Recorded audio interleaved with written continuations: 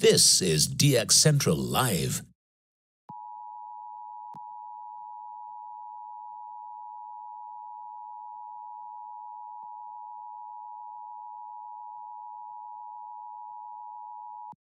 Stand by for a transmission from DX Central.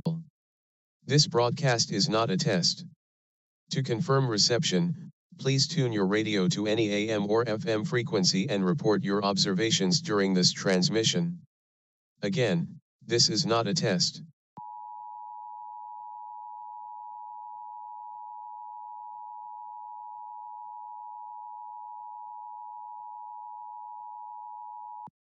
Stand by for a transmission from DX Central. This broadcast is not a test.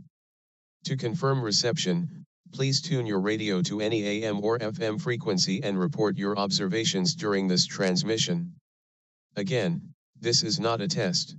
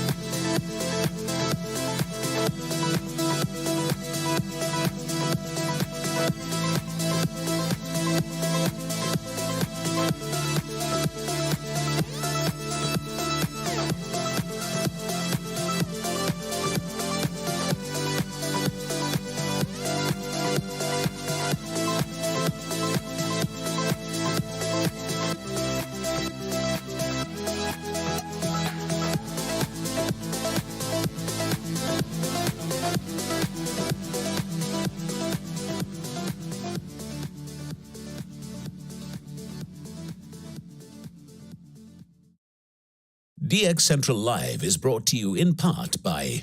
Since 1933, the National Radio Club has been serving AMDXers while providing some of the most in-depth information in the hobby. From the annual NRC AM log, a must-have reference for domestic station information, to antenna design reference manuals, and of course, the DX News Member Bulletin, which is filled with station information updates, domestic and international loggings, and a whole lot more. Become a member today. For more information, log on to nationalradioclub.org. That's nationalradioclub.org. While the HF bands can be filled with entertaining and intriguing transmissions, how do you know when and where to look? Let Teague Publishing's Global Radio Guide lead the way. In addition to its exhaustive list of time and frequency for international broadcasters, radio hobby icon Gail Van Horn brings you equipment reviews, an SDR buyer's guide, feature articles, and more. Pick up your copy today. Visit teaguepublishing.com for more information. That's teaguepublishing.com. From the pages of its DX Monitor member bulletin, members of the International Radio Club of America share their domestic and international AMDX loggings. In its Mexican log, a wealth of information can be found of stations from south of the border.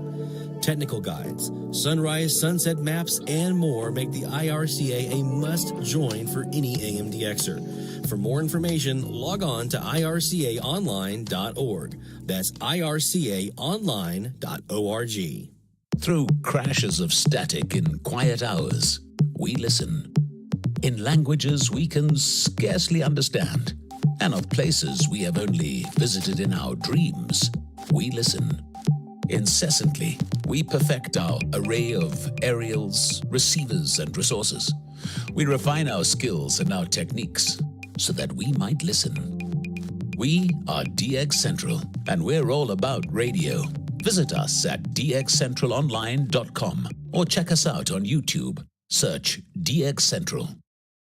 Keep up with DX Central. Follow us on Twitter at DX Central.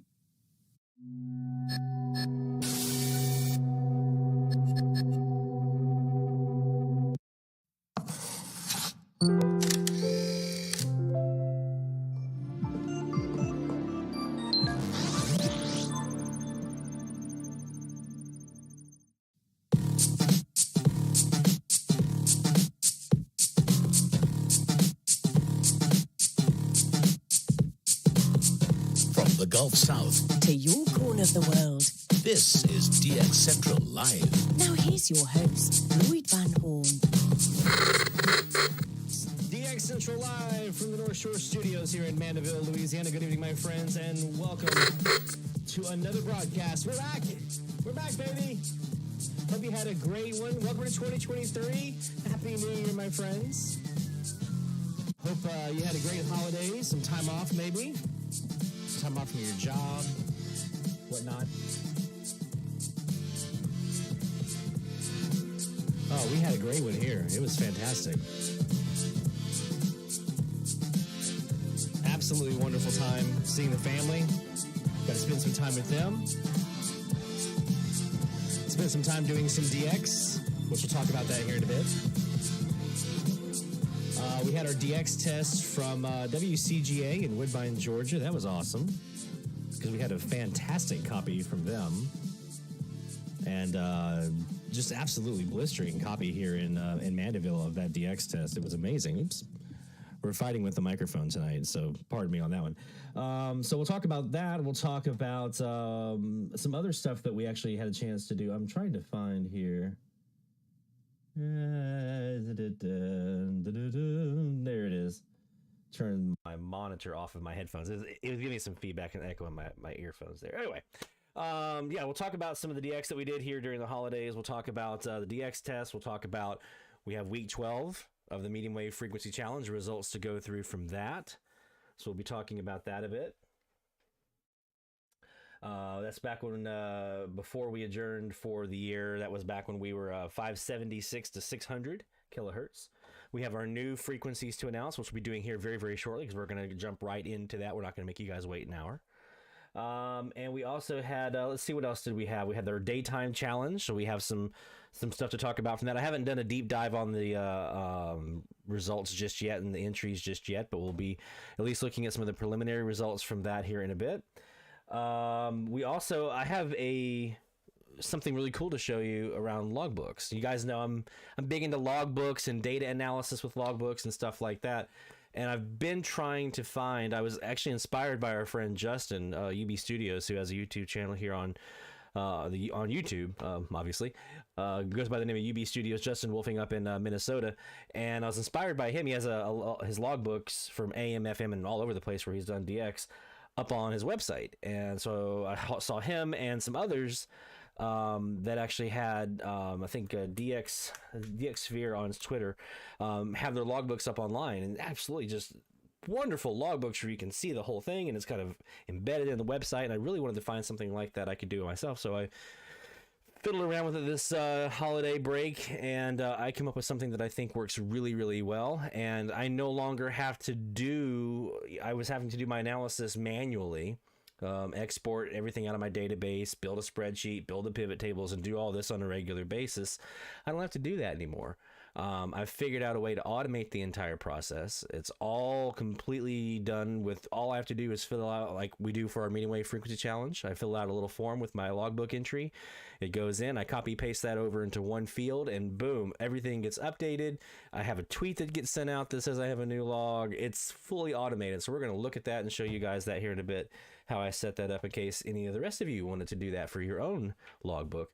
And the really cool thing for me with that is that I don't have to do that analysis manually anymore. I can just go to my little website that I've put together here, look at that, and it automatically updates, and I can see at any given point, whenever I want to, how many stations I've heard in each state, each country, the percentage of a frequency I've heard, the percentage of a state that I've heard, and a whole bunch of other metrics.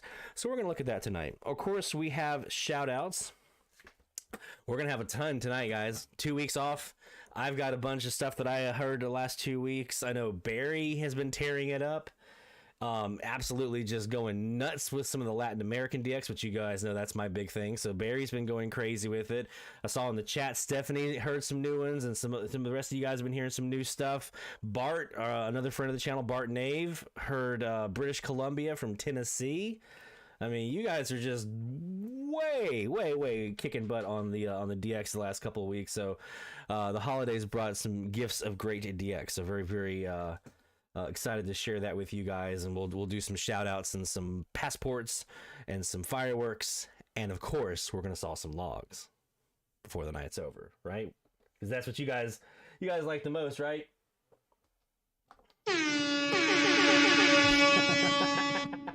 When we saw those logs. All right, we're gonna get into some live DX, and before we do that, obviously what I want to do is I want to announce our new frequencies of the week for week 13 of the medium wave frequency challenge. We didn't have one last week with the holiday break, so we're jumping back into it. So I have a nice range for us to look at this week.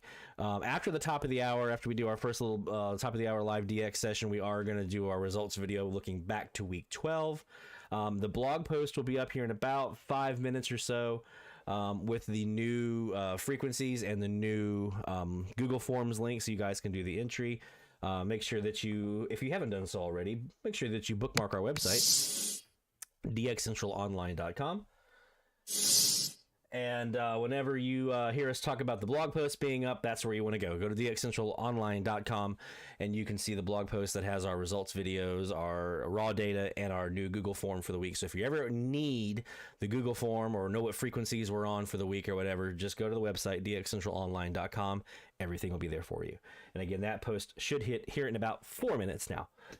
All right, we're getting ready to do some live DX. So as we like to do, we're going to do a look around the shack here and to see what equipment we're going to be using tonight. But before we do, a reminder for you that this hour of live DX is brought to you by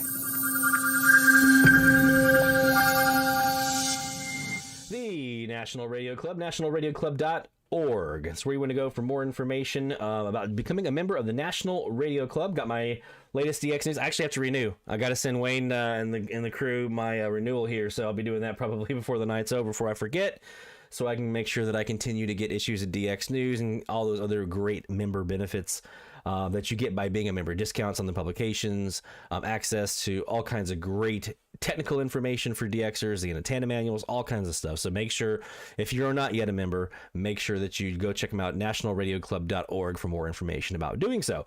And we're going to be doing a little bit of DX tonight using a handful of SDRs. We have, of course, our usual, the Jaguar software on our Perseus SDR. And this one is, we have right now our South CAS. So we're looking south, as you guys know I like to do, on the 16 by 62 South CAS. We also have a 22 by 70 CAS that is facing northwest right now. All that's running through our Lankford-Misek Phaser and our Colin Newell built vactrols. We also have our RSPDX, SDR Play RSPDX, that's running two W6 LVP twin W6 LVP loops, running through an MFJ MFJ-1026 Phaser. Those are both right now pointing about 120 degrees, although we'll probably be moving around a little bit as we do some DX tonight. It's at about 12 feet on a fence top rail post on top of a rotor. So we have that as well. And then in addition to the, that's going through this SDR Uno software. In addition, we also have our AirSpy HF Plus Discovery, which I need to hit play and get that guy going. There we go. I'm going to turn off this listen info tab here because I'm just kind of testing that new plugin out. So we are on our AirSpy HF Plus Discovery that has our other CAS, our 35 degree CAS, our northeast CAS, also 22 by 70 foot. Colin Newell built vactrol on that one as well. All right, so let's go back to the Jaguar first. To the Perseus first, rather, on the Jaguar software. And let's go ahead and take a look at our frequencies for the week. You guys ready?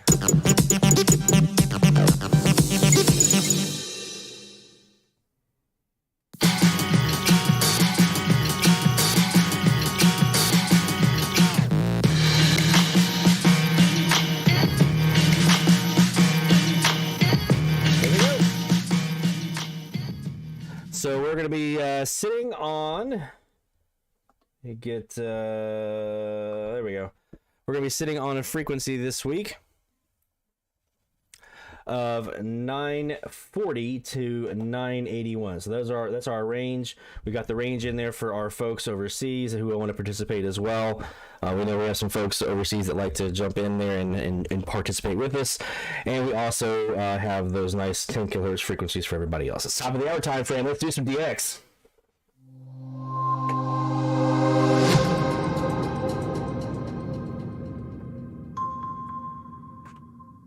All right, Perseus is here. Nope, not there. My computer restarted, so everything is all thrown about here. So let's go down here to 940. Let's go actually 950 and start us off here. Como carece de amor, actividades infantiles, espacios para el aprendizaje, capacitar las actividades juvenil, Dice Franklin, titular del proyecto. El Centro Sociocultural El Ocaso consta de dos fases más, con la construcción de un reservado en los altos y habilitar un escenario en el patio para dar actividades recreativas a empresas estatales y no estatales. La institución cultural está enclavada en el centro histórico del municipio de Jalisco, por lo que se tiene en cuenta la conservación de los valores patrimoniales que nos pueden comunicar durante las acciones constructivas. Reporto y accidente de Radio Reloj, 8 de la noche. En el año 65 de la Revolución desde La Habana, Cuba, transmite Radio Reloj. Información continua más antiguo del mundo. Hoy es viernes 6 de enero de 2023. En 1959 se funda la actual emisora Radio Angulo de la ciudad de Holguín. Locutores Sonia Suárez y Pablo Daniel Peguero. Vicepresidente de Cuba firma libro de condolencias en La Habana por fallecimiento del Papa Emérito Benedicto XVI. Veridan de la Caravana de la Libertad a Santa Clara. También hubo celebraciones en la provincia de Santo Espíritu al paso de la caravana. Dedicarán hoy dentro de esta Caravana de la Libertad en la versión de la marcha principal encabezada por el presidente. Directivo sindical del turismo en Pinar del Río visitó unidades del sector para conocer avances del territorio tras el paso de Xi'an. Los titulares continuarán. Radio Reloj. 8 minutos. Vamos a la conclusión. Celebró el presidente de Brasil este viernes su primera reunión con los 37 ministros de su gabinete. Jaguar Centro Cultural de Mayagüez fruto del nuevo proyecto de desarrollo local. Mantienen vigentes en las zonas protocolos de salud para evitar contagios respiratorios. Cuba anunciará hoy su preselección camino al próximo clase de Meteorología pronostica para este sábado algunas lluvias en el centro y el oriente del país. Los valles de grano fueron beneficiados de las elecciones tras la muerte de Brigadas de reparadores del sector ferroviario en Ciego de Aula dejaron listas en las rutas para la tapa. Camagüey, el Instituto Máster Centímetros, asegura la formación de técnicos agropecuarios. Desarrollarán en La Habana el primer simposio internacional en derecho en el siglo XXI. All right, so you guys let me know if this makes the audio sound any better, because it was a little low before, now it sounds overmodulated. I've been fighting with this Yeti mic for the last several weeks. It's been having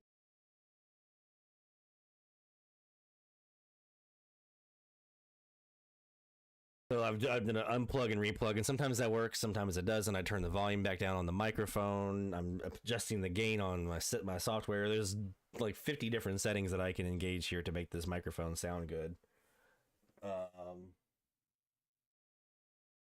It's low, just yell. Okay, back now. Here, I'm gonna try something really quick. I'm gonna turn.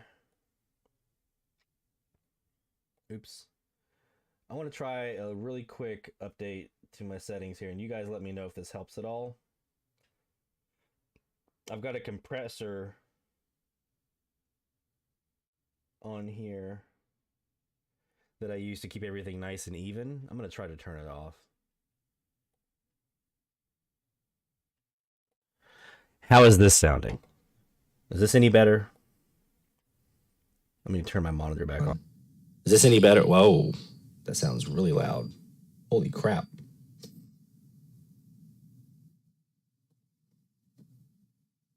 Da, da, da, da.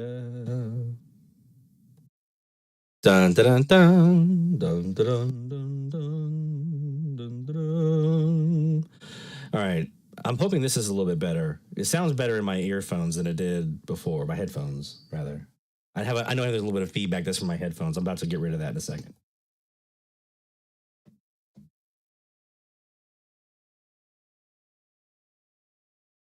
I know, right? All right. So I'm going to turn the monitor off on this so that we don't have any more of that feedback. So that should get rid of that feedback that you were hearing there for a second. Okay. So if that sounds better, then groovy. All right. So on the top of the hour there, we did 950 as our starting point. I would start with 940 at the bottom of our range, but that's a local for me. So it'd be kind of a boring DX session for us there. But 950, you heard radio low. As a matter of fact, you probably even heard the echo in there because there's a couple of different outlets. So we actually heard both of them in there, which was kind of cool. Some other ones that I typically hear here, Houston.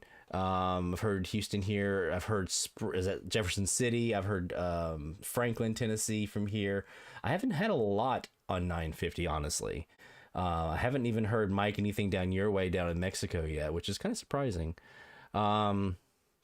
So I'm really looking forward to fleshing this one out. This is one of the ones when I was looking on my frequency list that I was like, I don't have a ton on 950. So we're going to try to get some more in here this week. But the big ones usually were low. That's what we typically hear. I know a lot of you guys here up into WWJ, up in Detroit, and things like that, especially on the East Coast. I'm not sure. I don't remember what you guys hear out west on 950.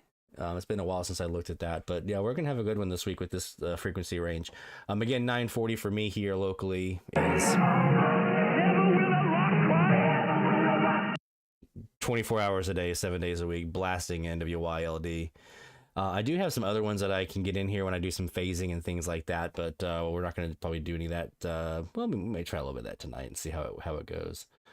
Let me look at 960. Let's go back and see what we had at the top of the hour here at 960.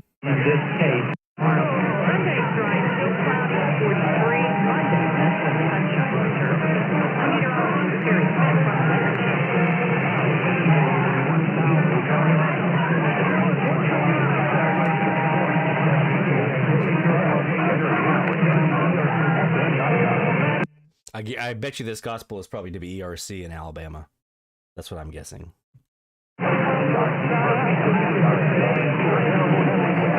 I'm sorry, not ERC. Because they're news radio. Yeah. There's also KZIM in Cape Girardeau. What's the one I'm thinking of here that's gospel that I've heard here? Maybe I'm thinking of a different frequency. I might be thinking of a different frequency. Anyway.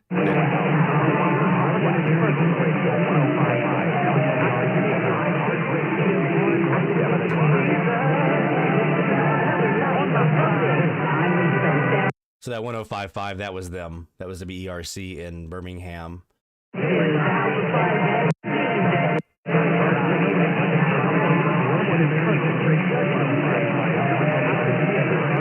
Now, do you see how that was less clear in upper sideband versus lower sideband? Lower sideband, that was very, very distinct. I've talked about this so many times on the channel, in these live streams, is that sometimes if you're doing live DX, sometimes swap between lower and upper sideband. If you're doing recording review, try doing both. If you have a SDR software that does binaural mode, you can actually do that. So you have your lower sideband in your left ear, your upper sideband in your right.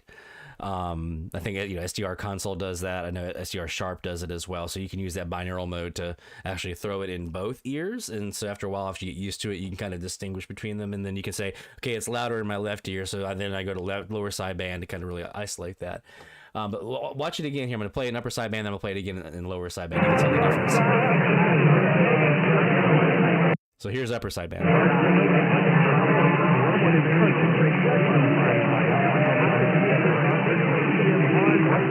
And here comes lower sideband.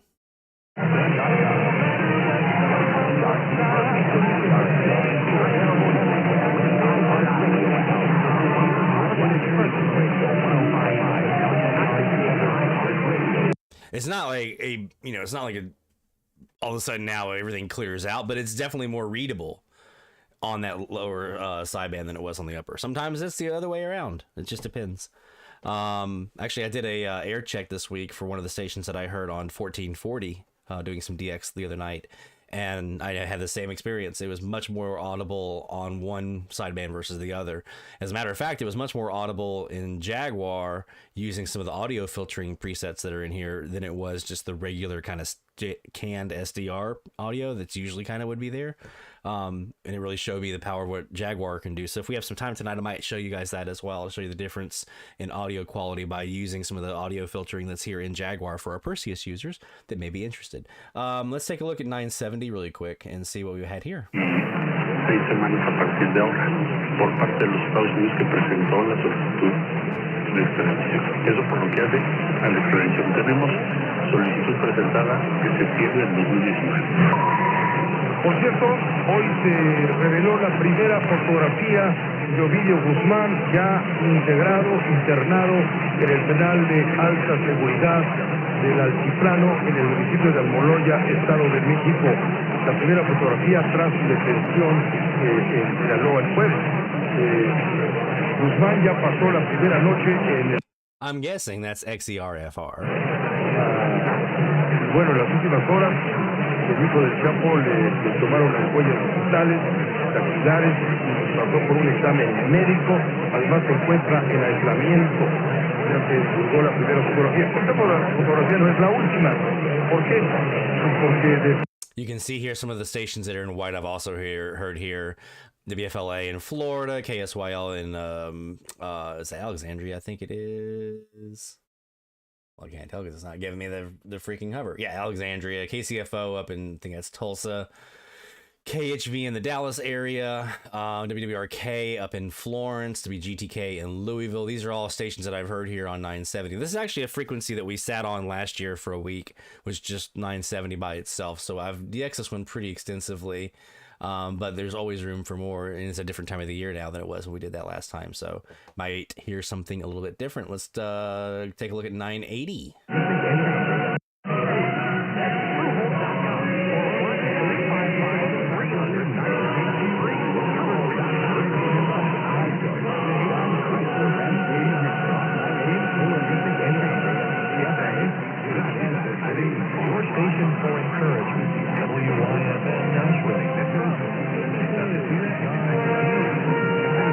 Okay, so we got the religious station on top. That's WYFN Nashville. I didn't catch who that was underneath though.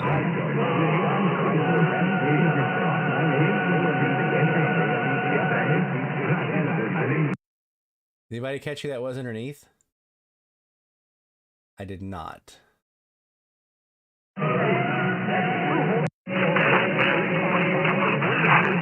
And you can see I would go to 9 or upper sideband, but I have a station on 990 that kind of kills that out.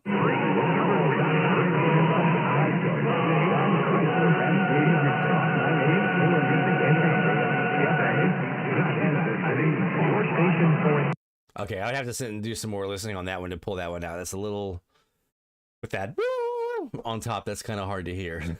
So we have to do some work to pull that one out. But anyway, this gives you just a general idea of some stations that we've heard here now. Just one top of the hour here. We've heard Rouleau.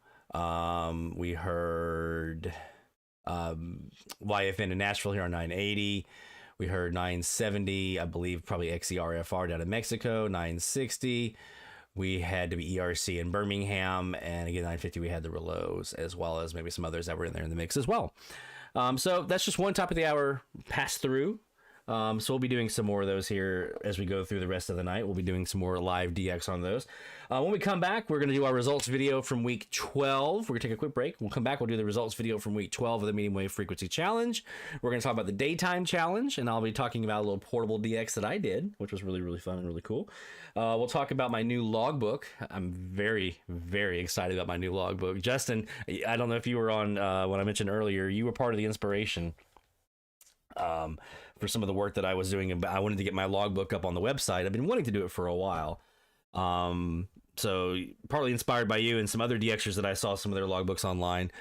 Did a little endeavor during the holiday break to get mine up on the website, and did some work around that, and very, very happy with the results. So I'm going to share with you guys how I did it, what I did, in case any of you are looking to do something similar, or if you're interested in kind of similar kind of process and analysis and things like that, so you can make it easier for yourself, because now it's fully automated. I don't have to do anything except for just tell it that I heard it. So we're going to do that. We're going to do our DXE tweet of the week. We're going to do some shout outs here in a bit. I need to ask you guys for some shout outs. So hold on to those. Don't put them in the chat just yet. Hold on to those, because I know we got a bunch we need to get to tonight. So I'll be doing some log sawing and passport stamping and fireworks, because I know we have all three to do tonight: new countries, new states, and new logs. So hold on to those. I'll be getting those in the chat here in a few moments. And we got a whole bunch more to get to, my friends. Jam-packed tonight here on DX Central Live. So don't go anywhere. Stay tuned. More DX Central Live is coming right after this. DX Central, because we're all about radio. Visit us at dxcentralonline.com or check us out on YouTube. Search DX Central.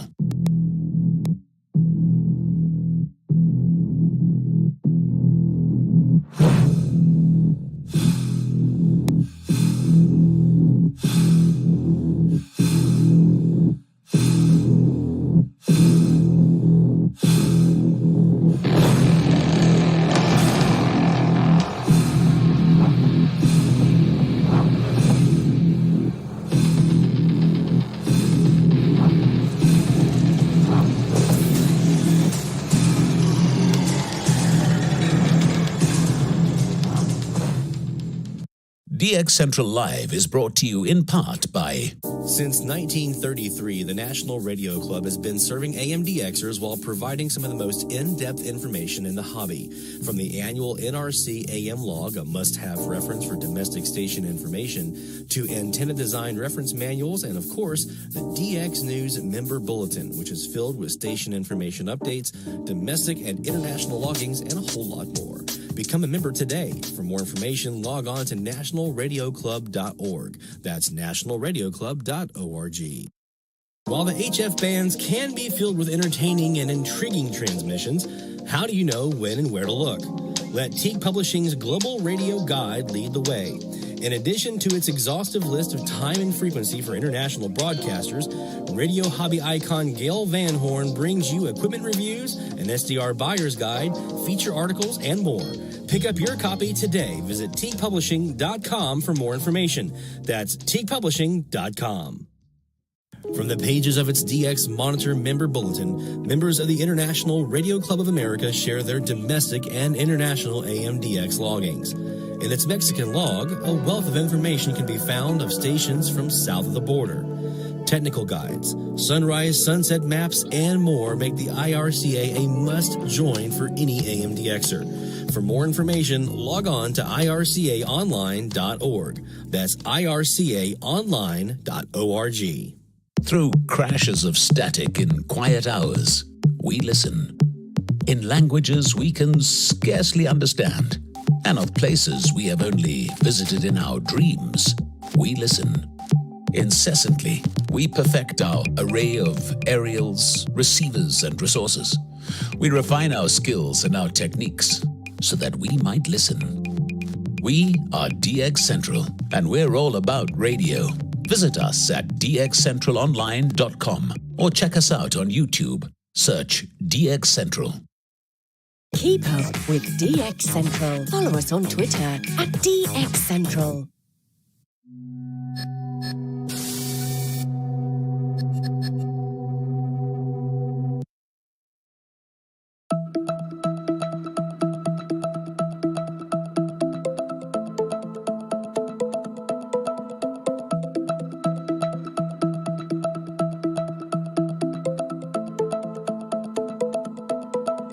From the DX Central North Shore Studios, this is DXC Live. Now here's your host, Lloyd Van Horn. It's DX Central Live from the North Shore Studios here in Mandeville, Louisiana. Welcome, my friends. Again, happy 2023. Happy New Year to you. I hope you all had a great holiday. Holidays haven't stopped for us here in Louisiana. We're just getting started. It's carnival season now. It's starting today, so I just got my first king cake for the season. Already had our first slice, got our Christmas tree finally down. So the thing you do in Louisiana, you do it on the King's Day. You take your tree down, get your king cake. Once your tree's down, take a bite of your king cake. I turned the Christmas lights outside. I have colored floodlights on the front porch. So I didn't take the Christmas lights down. I left the the white Christmas lights up. But I just changed the colors from red and green to purple and green.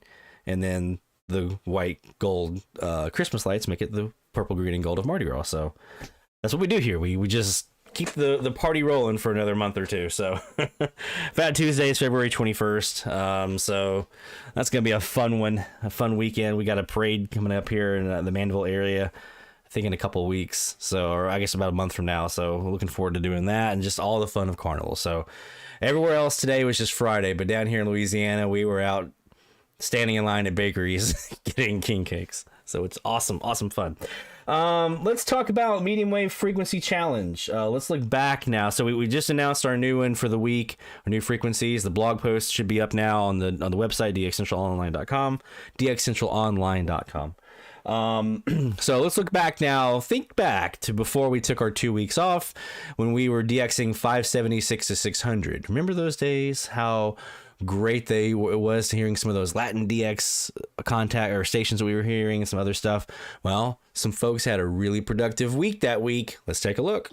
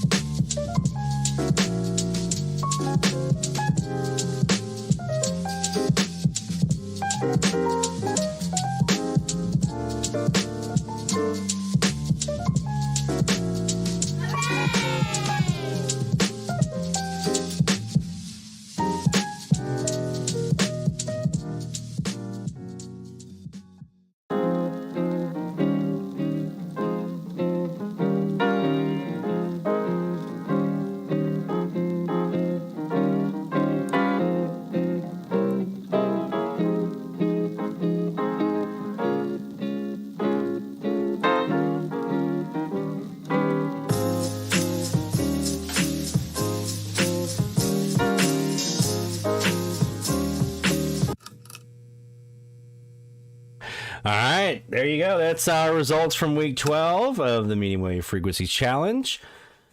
And congratulations to Jeff and Barry. I tell you, they're running away with it, guys. They're just absolutely crushing it week in and week out. And there's some great stuff that's being heard and put into the submission form. But with Barry and Jeff, what you guys are doing is just absolutely amazing. And Barry, we're going to get to some of that when we talk about shout outs here in a bit. Some of the stuff you've heard since our last stream, 2 weeks ago. We're going to talk a bit about that tonight because we're going to get those shout outs in there. So again, hold on to those. If you got shout outs of new logs, new states, new countries, hold on to those. We're going to get to those here in a little bit in the chat when we do our next DX session. I'll write some of those down. So just hold on to those for just a few more moments.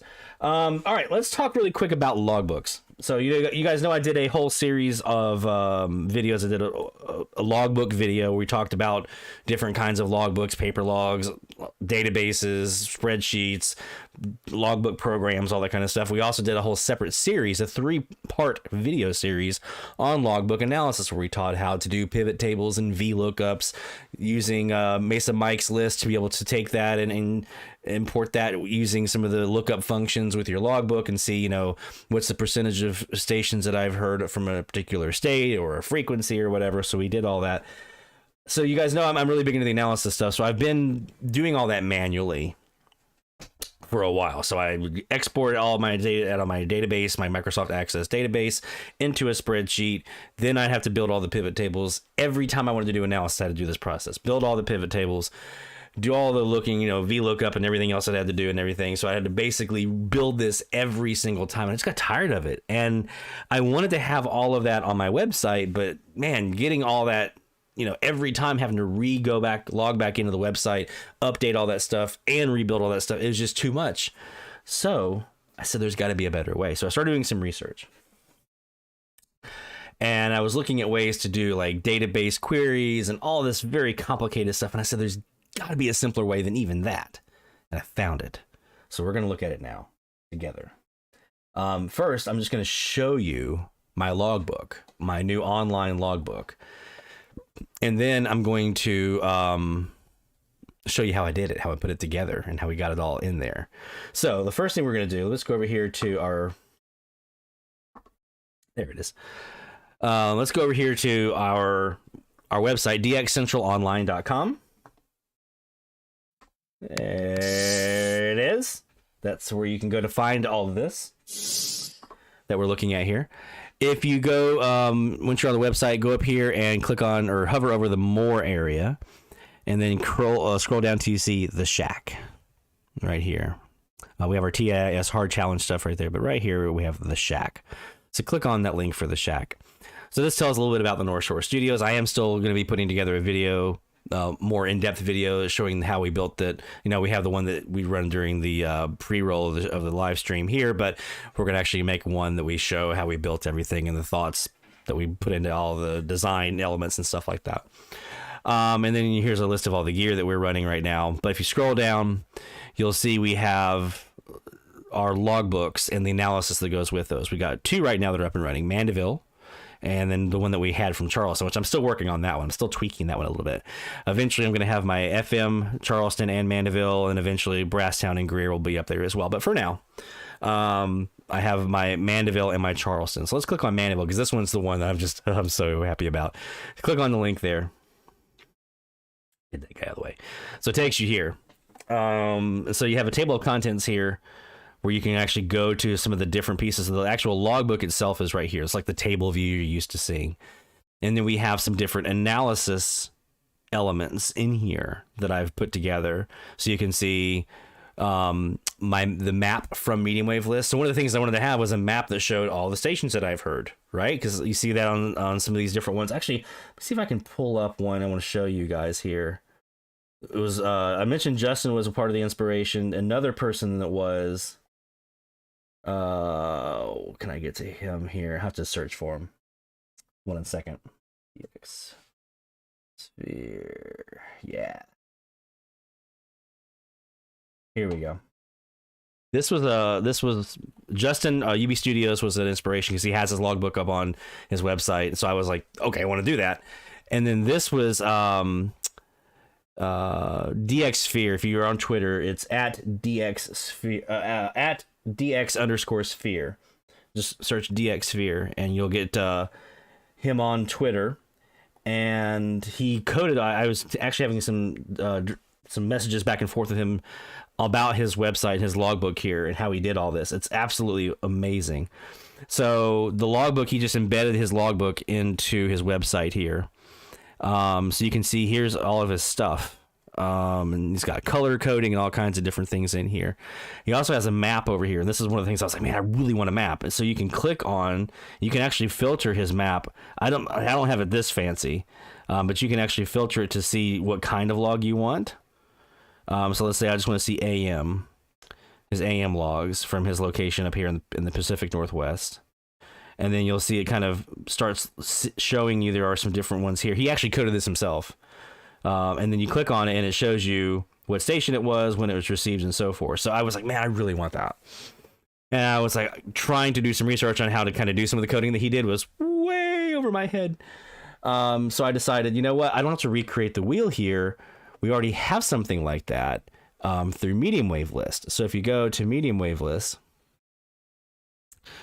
you can actually then click on the visual logbook. And let me, I think it was yesterday I had some in here so I can use mine. So you can actually see a complete logbook for a DXer here. And there it is. So this isn't everything. I'm missing about 60. I realize there's about 60 logs in here that I don't have on Medium Wave List that I have in my logbook. So I need to do some cleanup here. But for the most part, this shows you everything that I've heard. And this is the same principle. I can click on it and you can see what the station is, when it was heard, and so forth. Right? So this accomplished the same thing that I was trying to do. It doesn't look maybe as clean or as fancy as what he had on his website, but it's still the same purpose. So that's where I said, okay, we'll just link back to that. So we have that on here. I have tables that show how many logs I've heard by frequency and time of day, percent of frequency heard, states that I've heard from Mandeville. We have a map for that. How many states that I've what are the heard states, the whole list that shows how many logs in each one, percent of states heard, logs by country, month, time of day, all these things. So all these links that you see here are different analysis tables that I've put together. So this is the main page when you first get here, the first screen. So if you either click on one of those links or scroll down, you'll start to see all the different stuff. So here's the actual logbook itself. And you can see I can just scroll over and see everything I want to look at on that particular entry. So this is everything that I've heard here from Mandeville so far. On my notes, everything else that I've got in here. You scroll down, there's that Medium Wave List map, and I can zoom in on that one. And I tested it last night, and it does update. So if I go log something right now and hit refresh, it will show, and I put that on my map, it'll show on the map. So it's real time. Here are the tables that I have for logs by frequency and time of day, sorted by, actually I have that backwards, don't I? This is the one that's by logs. This is the one that's by frequency. I need to fix that. So if you wanted to look at it by frequency, here's the by frequency list. And if you want to look at it by how many logs that I've heard, which ones have I heard the least or the most on, this is that table for that. You can kind of see all that here. And if you scroll down, you'll see I've heard 623 here from Mandeville and so forth. And you can see by time of day, how many I've heard daytime, nighttime, sunrise, sunset, and so forth. This is using that Mesa mic data. I can actually see what's the percentage of each frequency that I've heard here from Mandeville. So I can tell you that, for instance, I have heard 22% of the stations on 680 kilohertz that are US stations. This is not just US, not that particular table does not include anything outside of the US. So of US stations, I've heard 22% of the stations in the US on that frequency, which is kind of cool. You can continue to scroll down. Here's my map of heard US states and Canadian provinces. So I have that sucker in there. And I'll show you guys how I put that together. I'm showing you how I did all this. So here is the heard states sorted by how many stations heard in each state. So you can see all the way from Arizona, Connecticut, and DC, where I've heard one each, all the way up. Here's Texas at 92, Louisiana at 56. Coincidentally, or not coincidentally, also Related to that, we have the percentage of the stations that are in the U.S. in each state. How many have I heard? And what's the percentage of that state that I've heard?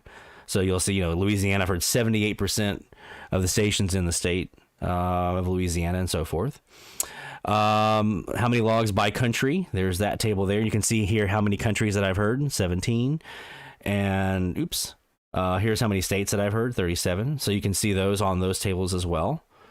Then scrolling down, here's logs by month and time of day. So I just kind of did this in order by which ones are the highest, and this updates the order for me and everything. So if I log let's say 14 or 15 more out of my December logs, and it now is the second highest, you'll see it switch. It'll actually switch. I don't have to do anything. It'll take over because it's all, I've coded it and programmed it in my spreadsheet and everything so that it does all this for me. Logs by month and DX season. So I also track that DX season. Part of this is I want to be able to go back in and say, okay, for instance, I'm really lean right now in August and July and April of the 2021 to 22 DX season. So I can go back to my IQ recordings if I wanted to flush those out a bit and maybe see if I have anything there. I can go back to those IQ recordings I have from those months, spend some time DXing on them, see if I have anything that I was missing, and come back in here, maybe add some more logs for those months, and that can help me boost my numbers up. And I can also, or conversely, or at the same time, I can also say, okay, well, this time in April, July, and August, I'm really going to focus on it for this DX season, so I can really put some time in there and maybe even do a comparison. I can say, okay, I'm going to do both those IQ recordings from last season and do some live DX this season and see if I'm seeing the same stuff or is there anything new and so forth. And by doing a time of day, if I'm like, okay, I'm really lean in, let's say September, I want to flush out September some more. Well, I've done a lot of nighttime, but not a lot. I've done some nighttime, but I really want to focus a lot on sunrise skip and maybe some sunset skip in that month. I can do some more there. That can help me kind of identify where am I deficient. And again, the whole point of all of this analysis that we're talking about here is identifying where are there gaps in my logbooks, where are there holes that I can try to identify to get more DX. Because if I have if I haven't done anything in the month of July, people think, it's summertime, the conditions aren't great, you're not going to get a lot of DX. Not true. Not true. Your gray line patterns in the month of July, that's the only time you're going to have those patterns the entire year is in July for sunrise and sunset. So you're going to hear things in those months that you're not going to hear any other time of the year. You're going to hear stuff at the night time that you're not going to hear any other time of the year, including on like graveyard frequencies because of the way the delayer is more built up during that time of the year. You get different absorption patterns that decay at different rates in July than they do in March or in August. And so maybe you can hear stuff that's a little more closer in on graveyard frequencies than you do in the wintertime when you're hearing more further out. Things like that. There's just little ways that you can try to squeeze more DX out of that and get it into your logbook. I've got a chart here for countries heard from Mandeville. Now, everything I've heard here in Mandeville so far has been North and South America, but I could add another one on here for my Charleston logs that has the stuff I heard in Europe, or if you have anything South Pacific, you can do that. I'll show you again where to go find the maps to be able to build this. The percentage, the pie chart here of logs by time of day, logs by radio and antenna. Maybe I'm spending too much time on the Perseus and I want to do some more on the RSPDX, or maybe I'm spending too much time on the this CAS, and I want to spend some more time focusing on this CAS, right? And I could even get even more granular here and do another one of these of antenna and time of the day. So I'm doing a lot of nighttime DX on my South CAS because I'm looking for Latin American DX, but maybe I need to flip that back around and do some more nighttime on the North or some sunset on the North. Right? So things like that. I just looking for places where I can flush out more DX. And then here's a list of all the air checks that I have with my YouTube links for all those air checks. This one is a manual update. I have to do this one manually, but I just kind of do it whenever I have a chance to go in here and update it. It's for me and it's for anyone else who is here that wants to hear some of the stuff that I've heard.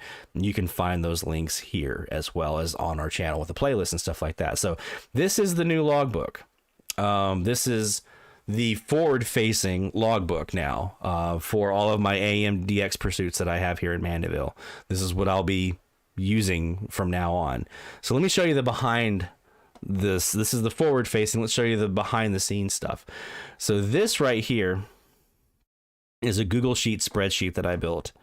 that starts with this guy right here. This is the actual logbook spreadsheet. So this is, I exported everything out of my Access database, put it into this spreadsheet, cleaned it all up, formatted the way that I wanted to look. And this was the starting point. Some things that I did here. I have this color coding here for time of day. I used what's called conditional formatting. I didn't include the conditional formatting in that video, that logbook analysis video. I may come back and do a follow-up on that. But conditional formatting, basically what you're doing is you're setting conditions so that, for instance, in this case, if it sees nighttime in any cell in this column, nighttime, then make it this color. If you see sunset, then make it this color. If you see daytime, make it this color, and sunrise, make it this color. And I kind of went with, sunset kind of being that kind of golden sunset color, nighttime's blue because it's overnight, things like that. So it's easy for me to kind of see, visually where I'm doing some DX. You can see here lately I've been spending a lot of time doing sunset DX because I hadn't really done as much as I wanted to. So I've been doing a lot of sunset DX. Another color code that I did some more conditional formatting was anything that's green here under air check. Is a true. It means it's true. I do have an air check for it. And then if it's red, it means I don't. If this column here with the YouTube URL is green, that means I have put a YouTube URL in there. So there's the link. And if it's red, it means I haven't put one in there. So if I see anything over here that's green with a red next to it, it means I have an error check. I just either haven't uploaded it or haven't put the link into my logbook. I know that's something I need to take care of.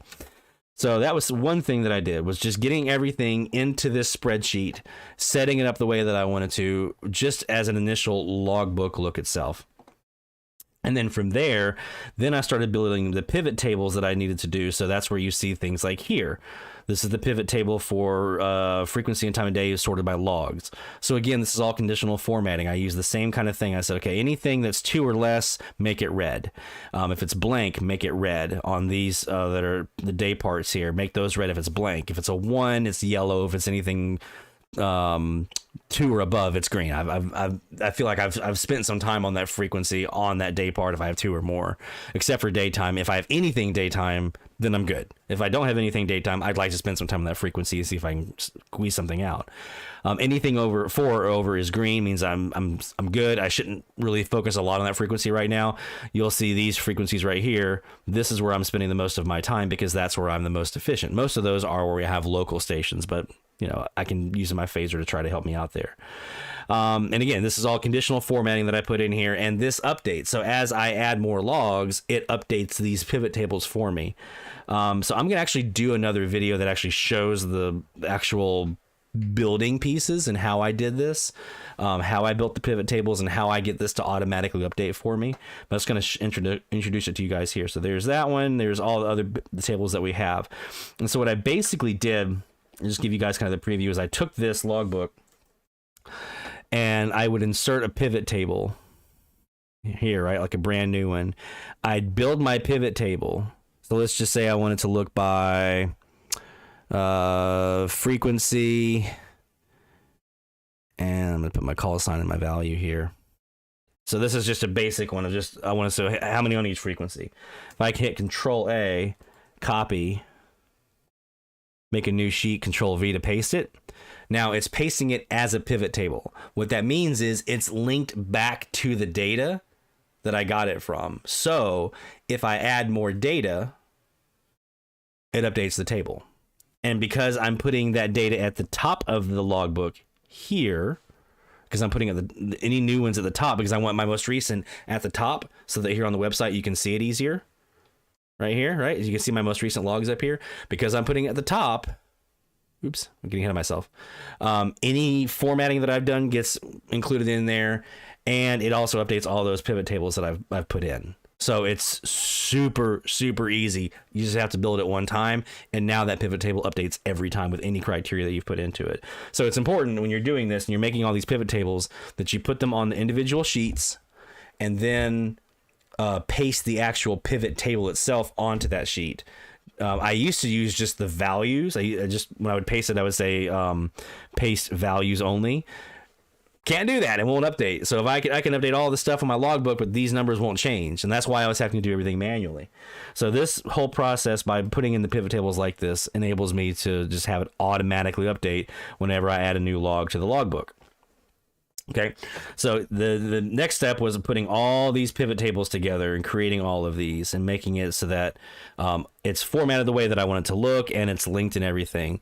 That includes like the Mesa mic list. This is where I update. If I log a new one, I'll come over to this list and I'll find it on here on the list of no's. This is the list of no's essentially.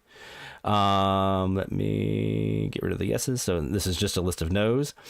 And then I find it on that list of no's. I change the no to a yes, and then it updates the other tables for me that I have to do. So that's the one little piece of manual update that I have to do is changing this one. But all the rest of them, all I have to do is just put the log on the logbook spreadsheet here by going up here, insert one row above, paste all my data in here, and I'm done. And then that's that. So how do I get my logs into the logbook? Do I go in? I could make it super easy and just go over here and type it in and hit tab, go to each of the cells here and just type it in on that row. What I wanted to do was a little bit different because I had a couple things that I wanted to do. Number one, I wanted to have a way to I prefer form entry than the table entry like you see here. It's just a personal preference. I prefer form entry. And I also wanted to have a setup, an automated setup, so that when I submit a new log, I can then also have a tweet automatically sent out on my Twitter account announcing that there's a new log. Because I like to share those. Because then I will also then, if I have an air check for it, I'll retweet the tweet, include the YouTube link for the air check. So now there's the air check, anyone can listen to it, and the tweet announcement of a new log in the logbook. And I also have the link for the logbook so that people can go look at the logbook, right? So how do I do all that? Let me show you. So the first thing I did is I made a form, a Google form that is linked to this Excel spreadsheet. And specifically, it's linked to this tab right here that says Form Responses To. So whenever I submit something on this form, it goes to this tab right here, this Form Responses To tab, and it puts it down here at the bottom of this spreadsheet, okay? That's number one. Then once that is here, there is a website called Zapier.com. And Zapier will allow you to do automated tasks from different platforms. So one of the ones that it has, you'll just want to go there and check it out. It's a really awesome website. You can see I do a couple of different things that I do here, but this one, new NSLA log tweets, the one that I'm talking about here. So what it does is whenever it sees a new row on this sheet right here, this Form Responses To, when it sees a new row, then I told Zapier, okay, when that happens, I want you to create a tweet in Twitter. And then I told it what sheet to look for and then what fields to incorporate into the tweet. So it actually builds the tweet here. So I can say new MW log and then pull in whatever frequency it is from that new row, whatever call sign, whatever city license, whatever state, whatever country, on the text right there, date of reception at time of reception, central time, whatever comments I have on my log. So I have to kind of keep my comments short because it's tweet. That is NSLA number, and then whatever NSLA number it is, like, 623, 624, whatever. Updating how many I've heard from here. See our entire log and analysis here, and then there's the link and the hashtags AMDX, Medium Wave DX. So that tweet gets sent automatically by Zapier whenever I submit a form entry here, basically a log. It adds it to this spreadsheet here. And then all I have to do then, once this is here, and I have this already kind of formatted the way I want it, I just hit Control C to copy it. I go over to my logbook. I insert a row right here. I paste it in. And now that updates everything on that logbook website. Just by pasting it into that one row right there, now everything on that website updates. So this stays updated. You would see it here. If I deleted it, so it won't change it here. But if let me actually do that. Let me just go over here. I'm going to insert a row, right? So now I've inserted a row in the logbook. If I refresh my page here now, you're going to see. Takes a second there's that blank row that I just inserted, right? So it's real time. It's automatic. It happens instantly.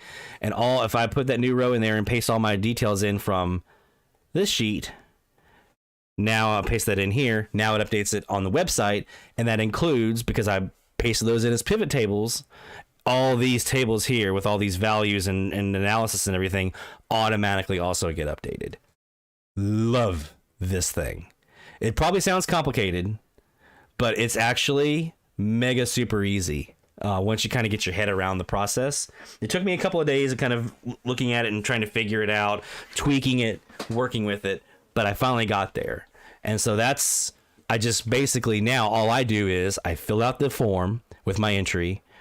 I come over here. It then sends the tweet out. I come over here. I copy and paste this one row into a new row right here. That's it. That's all I have to do.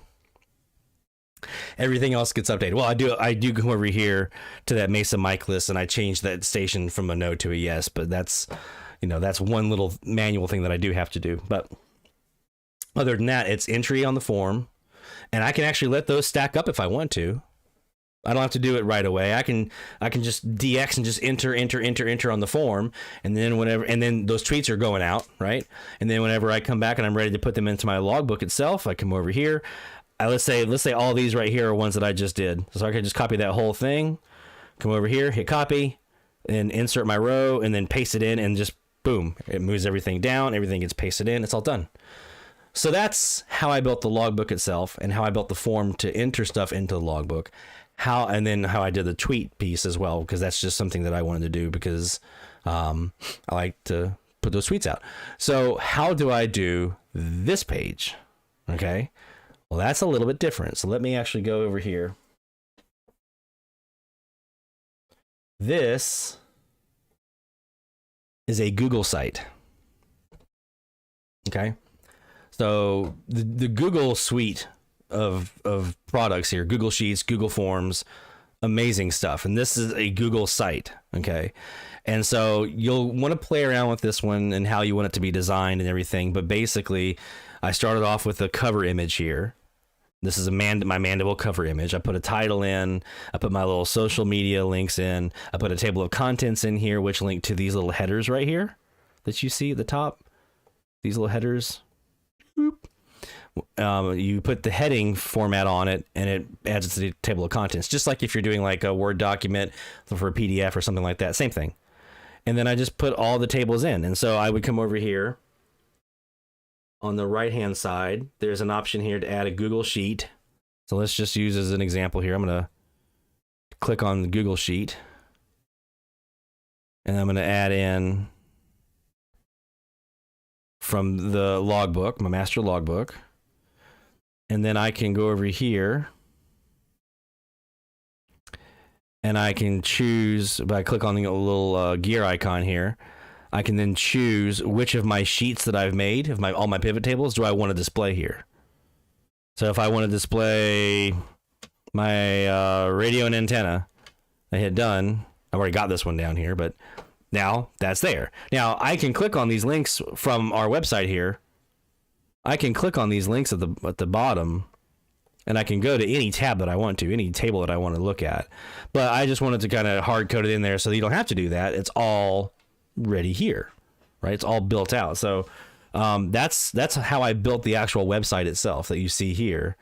Is it's a Google site, and because it's a Google site, it has direct integration with all of my Google Sheet information. I didn't have to do anything else to make that work. This is an embedded website, so you'll see here. Where was it?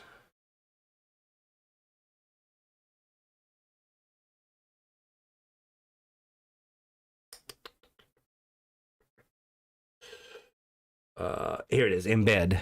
If I click on embed, and then I put the URL in, and I just copied and pasted my URL from Medium Wave List, pasted that in here, and it gave me this. So this is my map. That's how I put the map on there, is I just embedded that in, the URL into the website, and it keeps it in there. That's it. And then I just hit publish, and it gives me a URL that I can share. And then I went to my website and just linked to that URL, and that's it. That's it. It's done. Now, again, this might seem like a lot of work. You know, if you're just using a spiral notebook at home, you're probably going, wow. But for what I was wanting it to do, what I wanted to do was have this on my website so that I and anyone else who wanted to look at it could. And I don't have to do all that analysis now every time. I just do it once and all of my analysis is done for me. I just added that, I fill out the form, and then once I'm ready to add it to the logbook, I add those over the logbook, and then it automatically updates all these tables for me. So then I can say, I can know exactly how many I have in Texas. I don't have to rerun all the data and redo all the tables and everything else to find out how many now do I have in Texas. It does it for me. It's all there. And I just go to this one website. I keep this open while I'm DXing so I can always be looking at it and kind of using it to help me gauge where I need to be DXing. Like I use this table right here a lot. This one where I'm kind of what frequencies am I missing? I use that a lot. I also use this percentage stuff quite a bit too. So that really helps me identify places that I'm missing stuff. The last piece that I'll show you here on this is the, and I've shared this before. I think we had a little, in the DX community, AMDX community, we went viral with this one here not long ago, made a meme out of it. And this is the map. So this guy right here, and also this guy right here, the countries and the states. So if you go to mapchart.net, you can basically create a map of whatever you want. There are world maps. There's maps of Europe, Asia, Africa, the Americas as a whole, and then the U.S. as well. So if I click on here, U.S. and Canada as an example, it gives me the political borders of the states and the provinces, and then I just choose, what color do I want to make this if I click on it, on these individual entities. What color do I want it to be? I can change that to make it blue if I want, or green. There you go. You put a title in here. You put a little label on the color or whatever. And this is how you can show how many states and provinces that you've heard. I know a lot of folks were doing that. I think it was last year when I originally put this up. A lot of folks were then going back in and doing it and showing, here's all the states that I've heard. So it's a really cool way to have kind of visual of what you've heard. And you can also use that to say, hey, wait a minute. I've heard North Dakota, I've heard Minnesota, I've heard Montana, I've heard Wyoming, I've heard Colorado, I've heard all these. For Minnesota, I've heard all these states here. What am I missing here with North Dakota or South Dakota? Why do I not have South? So I can then say, okay, let's go after South Dakota. Because I can visually see that there's no reason I shouldn't have South Dakota. I've heard everything around them. So that's an example of how this can also be helpful for your logbook as well. And then I just put that on here to have a visual representation. And that is a real example, by the way. You can see that hole in South Dakota. So again, probably way over extravagant for a lot of DXers, but for me and what I was trying to accomplish, I thought it was pretty cool.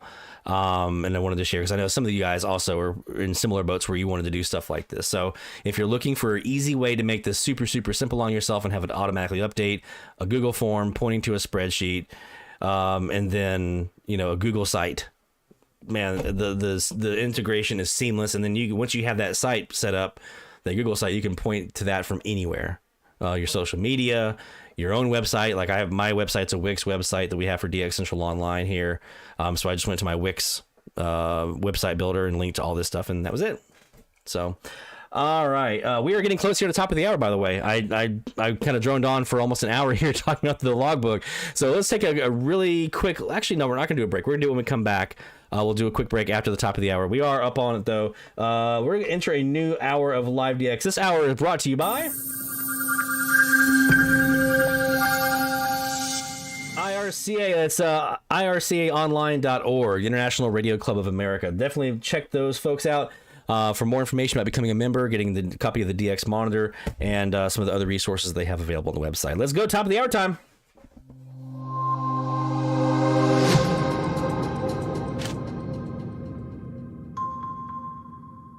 All right, back to the Jaguar we go.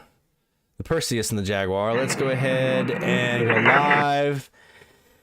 And let's go back to, let me change antennas here. We were on the south antenna. Let's go to the northwest antenna now and look on 950 and see if we have anything. Get away from Merlot for a moment. There's no doubt that it probably is. However, I will say this. You've only got to meet one. And you might meet that one tomorrow. And soon as you be heard, you're going to realize that society around her is your job to protect, right? So it's more than buying her a hero phone. As a man, it's your job to protect it. By the way, you should buy her a hero phone, quick side note, or a hero arrow for your lady. Remember, the hero arrow is a little smaller than the hero that shoots the pepper gel blast, and its shape and size really fits perfectly in a woman's purse, even those little baby purses women love. I say a hero arrow fits right in there. Take a bunch, man. They got them on sale right now. Go to hero2020.com, code Chefy, and get her a hero arrow. Your wife's daughter, that big guy who just started dating, a hero arrow. Hero2020.com, code Chefy. But not legal, all right? Not legal. Don't need a concealed carry permit. Hero2020.com, code Chefy. State restrictions may apply. All right, back to the And we're going to do shout outs here in a little bit, so I'll call for them here in a few moments, but get those ready. Go ahead and have your stats ready of new stations, new states, new countries you've heard in the last 2 weeks. I'm not saying this is that. Why did I think why did I protect this society?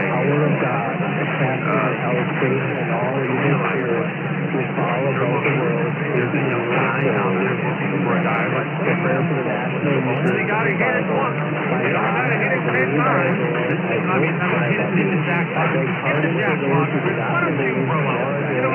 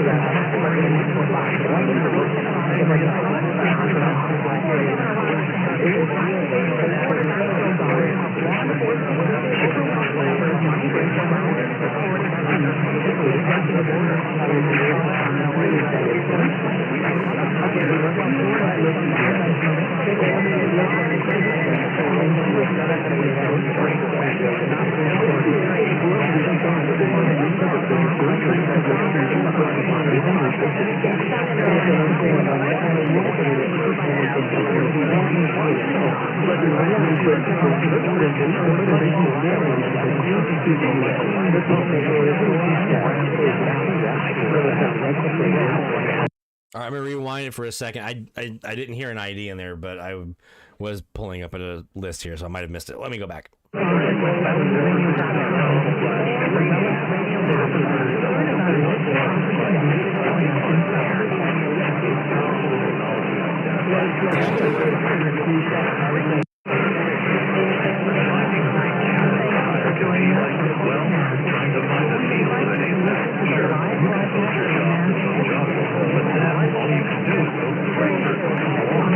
I think I heard Chicago, WNTD.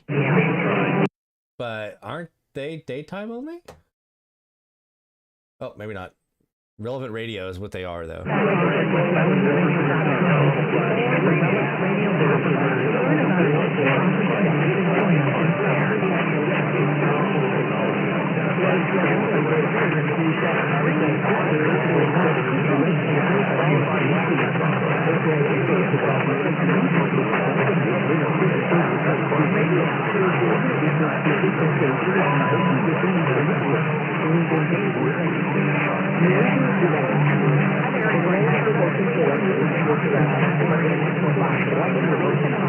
Okay, I didn't hear it that time.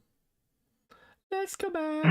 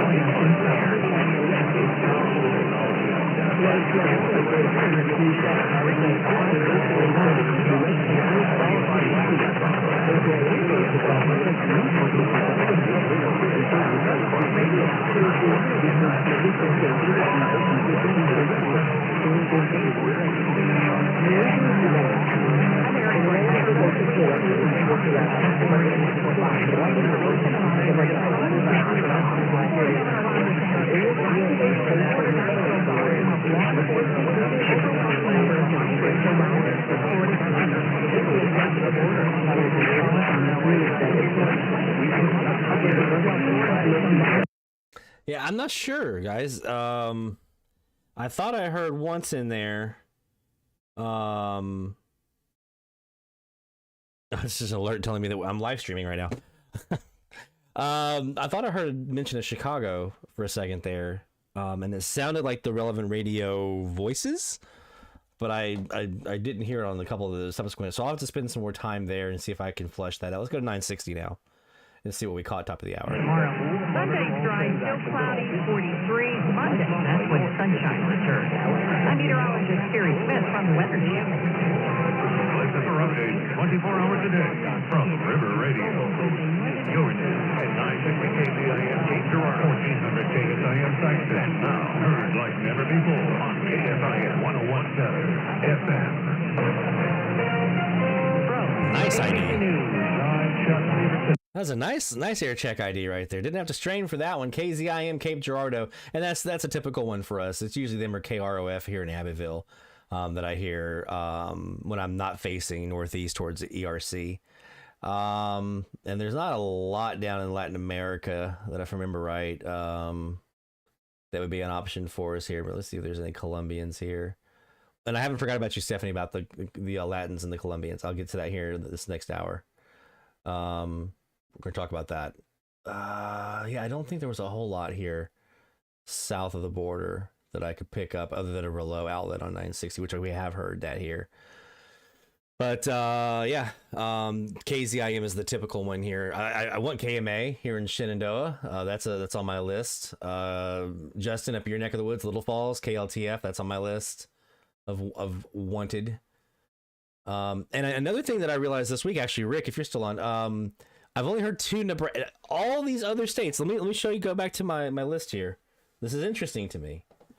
Probably only me, but this is interesting to me. If I go to where's my state heard? Oh, let's go to my website. States heard from Annabelle. Oh, there it is. Look at some of these states that I've heard here. So around you there in Nebraska, I've heard Kansas, 8 stations in Kansas, 7 in Iowa, 7 out of Colorado.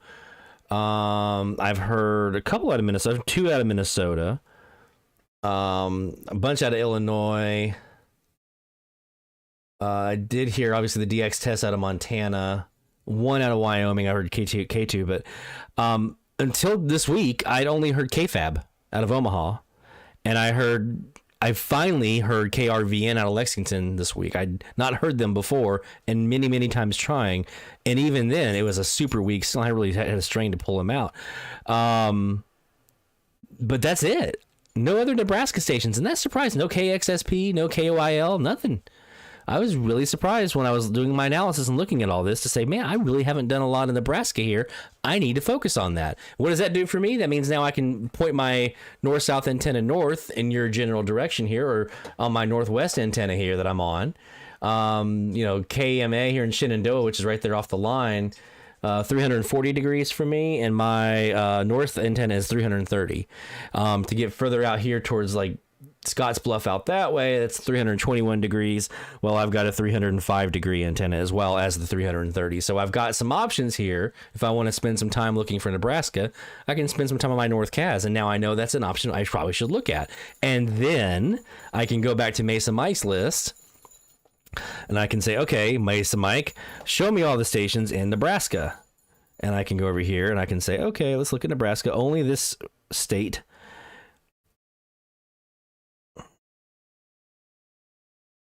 All frequencies, I should have done that. And then here's all the stations in Nebraska, and then I can say, okay, which ones are some good daytime power I can try to do for Sunset. There's a 750 in Grand Island. There's 1020 is a 50K down to 1400 at night. There's Bellevue 25K. So I mean, I can now use this for research and saying, okay, there's some targets for me now. I know I need to add some Nebraska. Let's go after them. I got an antenna that should be able to pull them in. Let me spend some time looking at Sunset, Gray Lines. When's the best time of the year to try to get them and try to look at those times where they're going from that daytime power, that high daytime, down to a lower nighttime power. Before they make that switch, if I can get the Gray Line right, bam, I should be able to have a shot at them. So there you go. That's how you target this stuff. I went on a little tangent there. Back to our let's go to 970 now and see if we have anything different on 970 at the top of the hour. El Nene Torres te arrebatará el corazón con su álbum debut, Artista en el Amor. Ahora disponible en CD y en todas las plataformas de streaming.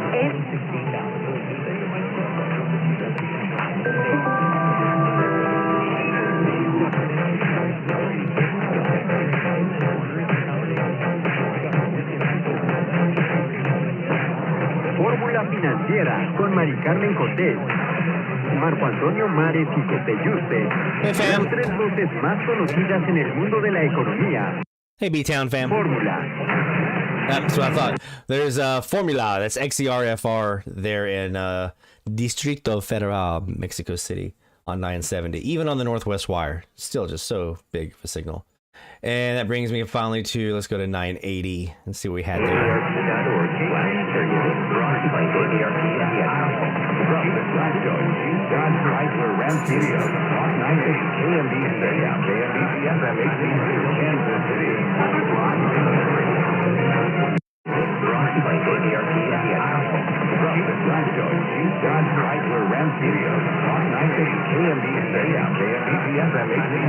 There's somebody else in there with KMBZ is the main one out of Kansas City, but there's somebody else in there with them. I have to spend some time to flush that out and pull that out and see who else that is. But we can we have other fish to fry here, so we'll continue on. All right, let's do a quick break, and when we come back from our break, we're going to do some shout outs. We're going to start gathering those up. We'll do some more live DX.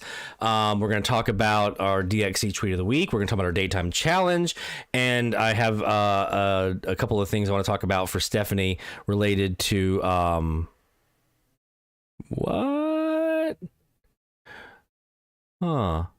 One of my tables just disappeared off my sheet. I think I know why though. Where'd it go? By country. There it is. Okay.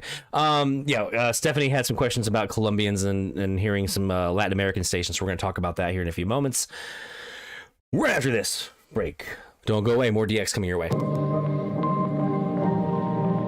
DX Central, because we're all about radio. Visit us at dxcentralonline.com or check us out on YouTube. Search DX Central. DX Central Live is brought to you in part by... From the pages of its DX Monitor member bulletin, members of the International Radio Club of America share their domestic and international AMDX loggings. In its Mexican log, a wealth of information can be found of stations from south of the border. Technical guides, sunrise, sunset maps, and more make the IRCA a must-join for any AMDXer. For more information, log on to ircaonline.org. That's ircaonline.org. While the HF bands can be filled with entertaining and intriguing transmissions, how do you know when and where to look? Let Teague Publishing's Global Radio Guide lead the way. In addition to its exhaustive list of time and frequency for international broadcasters, radio hobby icon Gail Van Horn brings you equipment reviews, an SDR buyer's guide, feature articles, and more. Pick up your copy today. Visit teakpublishing.com for more information. That's teakpublishing.com. Since 1933, the National Radio Club has been serving AMDXers while providing some of the most in-depth information in the hobby. From the annual NRC AM log, a must-have reference for domestic station information, to antenna design reference manuals, and of course, the DX News Member Bulletin, which is filled with station information updates, domestic and international loggings, and a whole lot more. Become a member today. For more information, log on to nationalradioclub.org. That's nationalradioclub.org. Through crashes of static in quiet hours, we listen. In languages we can scarcely understand, and of places we have only visited in our dreams, we listen. Incessantly, we perfect our array of aerials, receivers, and resources. We refine our skills and our techniques so that we might listen. We are DX Central, and we're all about radio. Visit us at dxcentralonline.com or check us out on YouTube. Search DX Central. Keep up with DX Central. Follow us on Twitter at DX Central.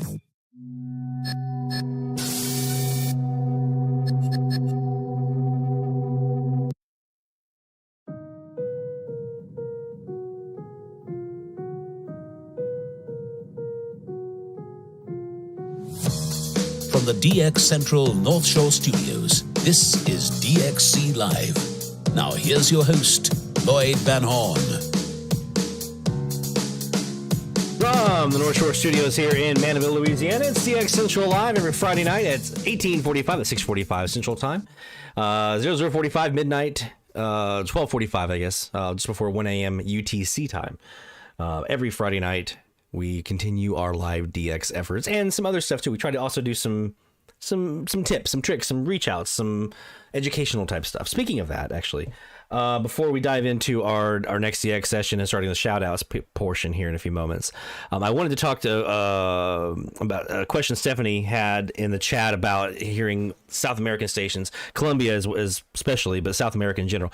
So two things, and this is for any of you guys that might be kind of curious as well. So two things. Number one, the Spectrum Monitor. Go to thespectrummonitor.com. I did an article for the Spectrum Monitor in July of 2022. And if you scroll down here, you'll see it listed. This is North and South American countries you might hear tonight on medium wave. So there's a text article there that kind of goes into it in detail. And then as a companion to that, I also did a video series. If you go to our YouTube channel and then go to the DX 101 videos playlist on the main channel front page, it's right here, DX 101. Hit that scroll button one time, you'll see 3 videos here. Top 10 countries from North and South America you can hear tonight on AM radio, or try to hear tonight on AM radio. There are 3 videos in the series, and I want to say, let me see, video 1 was, I know, Mexico and Cuba. I think Cuba first and then Mexico. And then Colombia. Yeah, it was the third one. So this one has Colombia in here, and it actually has audio samples that you can hear of stations that you might try to hear. This is actually part 3. I'm sorry. This was part 3. So part 1, I have the links for them in the description, so you can go to part 1 directly. I was down to talk. Yeah. And then you'll see here. Here's Cuba. There's the actual links to the actual country segments: Cuba, Mexico, and Colombia. So you can jump right to those. And it has audio samples of what to kind of listen for. Like for RCN in Colombia, it's RSANA, right? If you hear that, you know who you got. And then the companion article here that has a lot of the tech stuff. So this has the full list and some other tips that you only find in the article. And then on here, we have audio samples. And then in part 3, we did some extra countries, and we also did a deep dive into medium wave list and how to use that to help you with your international DXing as well. So the first 2 videos, countries 1 through 3 in the list, 4 through 10 is in part 2, and then part 3 has all those extra countries and the deep dive into medium wave list that you only find on that video. It's not in the article. So hope that helps. Check those out. If you have any other questions, feel free to ping me. Let me know.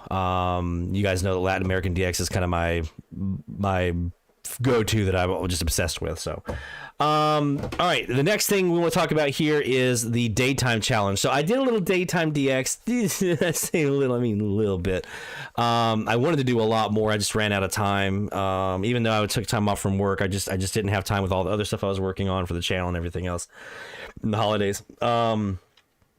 I did manage to go. I found a place here in Mandeville because daytime DX is really, really difficult for me. I know some of you guys suffer with the same thing. It's noisy. RFI out the yin yang. So I have to get away from my house to do really any kind of daytime DX. I can get loud locals or really close locals, but those frequencies where it's really weak signals or they're kind of further away, it's just noise and there's nothing there. So that's why I have big gaps in my logbook on daytime on most of the frequencies because there's just nothing there but noise.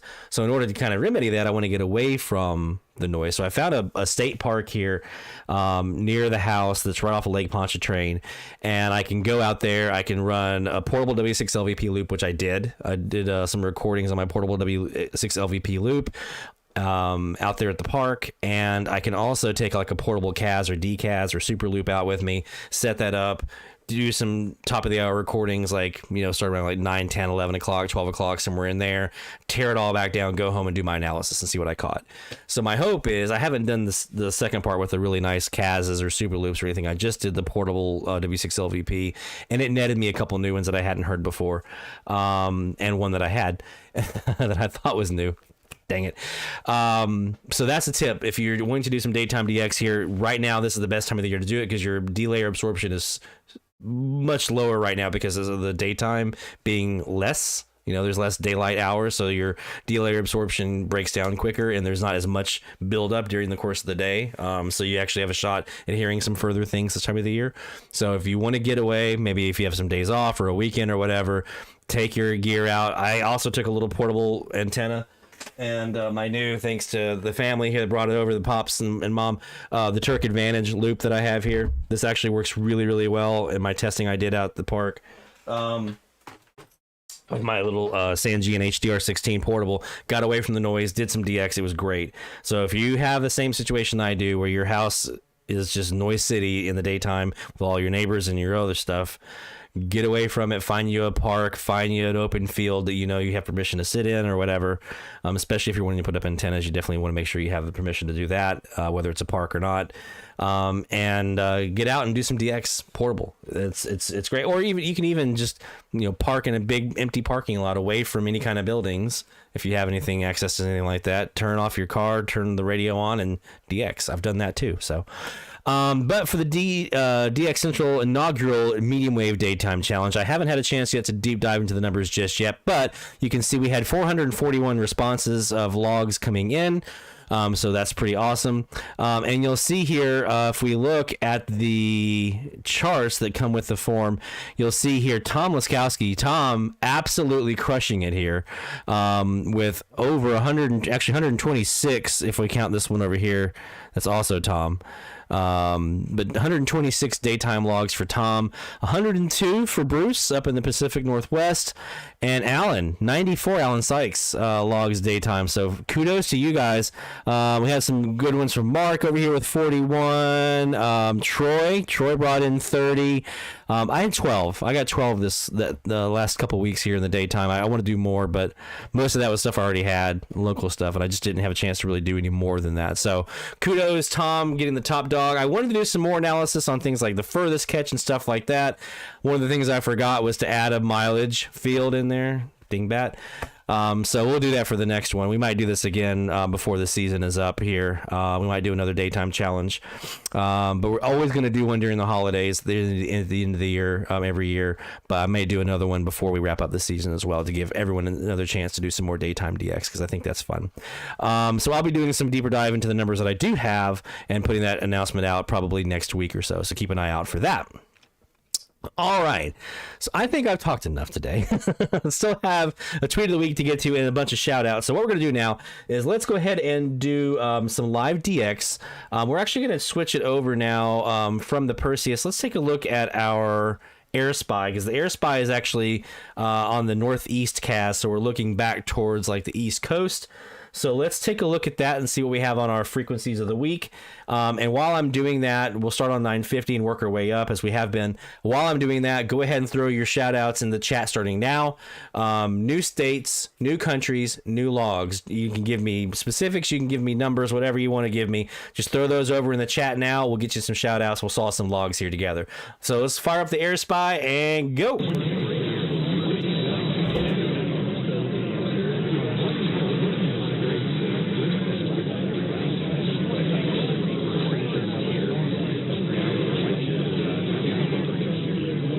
Oh, we are going to talk about both the WCGA Woodbine test that we had during the holiday, Christmas Eve, and we're also going to talk about WNJC as well on 1360. So don't think we forgot. We're going to get to that too.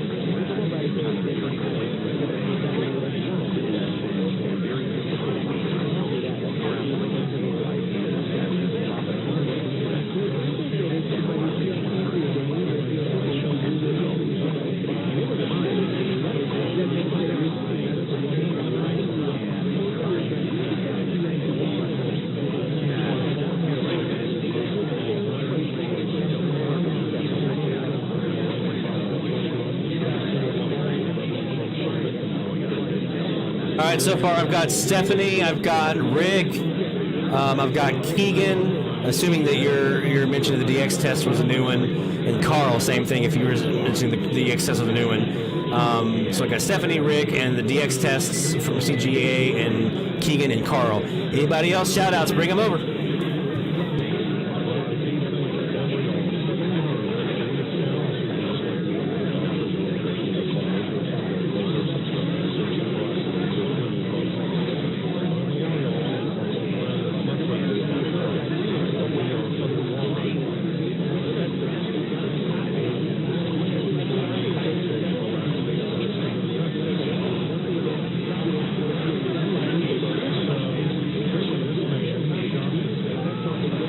Got you in there, Tom. And this is, by the way, these are logs for the last 2 weeks. So since our last stream that we had on, what was it, December 15th? Since then, anything you might have heard, new states, new countries, new logs, bring them in.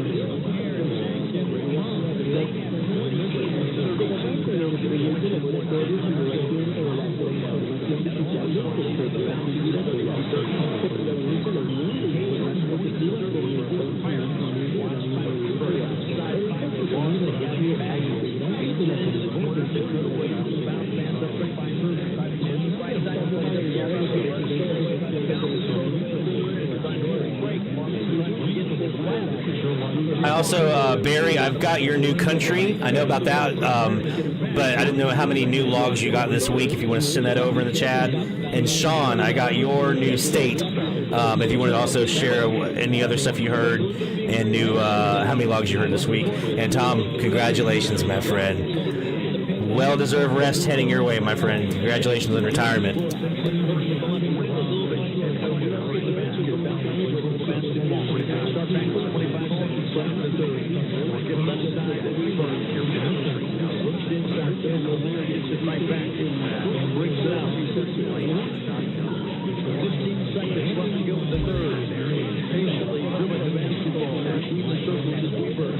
I think, didn't you get some other new stuff? I thought I remember seeing some Mexico and some Colombians in there too, Barry. I got those the 2 new countries, but I think there was some other stuff you got in there too.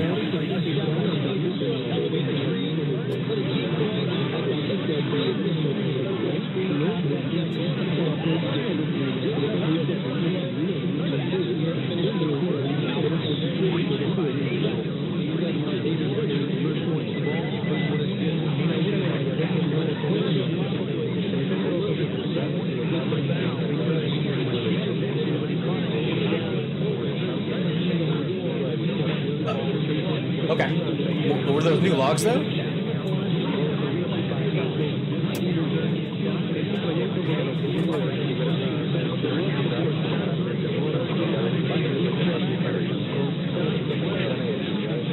Or had you? I guess maybe you already heard those stations, which is cool.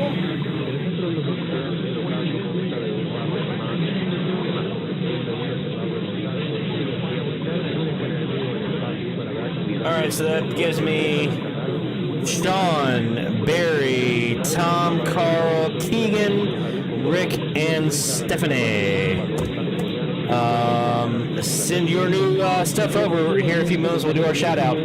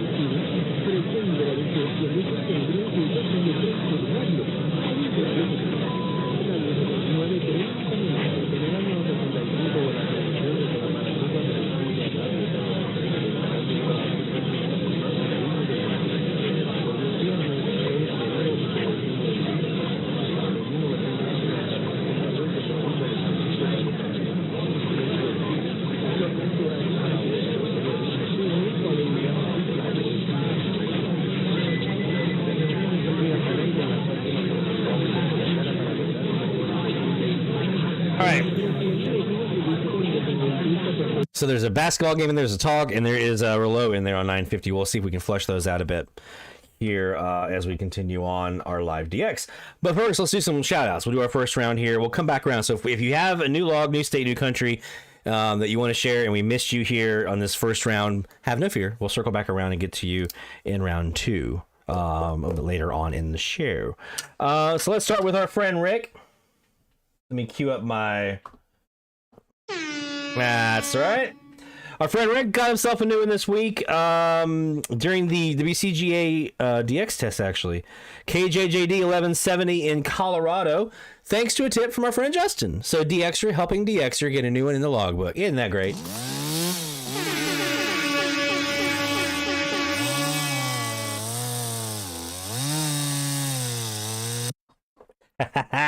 Congratulations, Rick. Keegan, I don't remember if you said this was a new one for you, but we're going to celebrate because you got the DX test anyway. So Keegan heard the WCGA DX test at Woodbine as well. So good job, Keegan.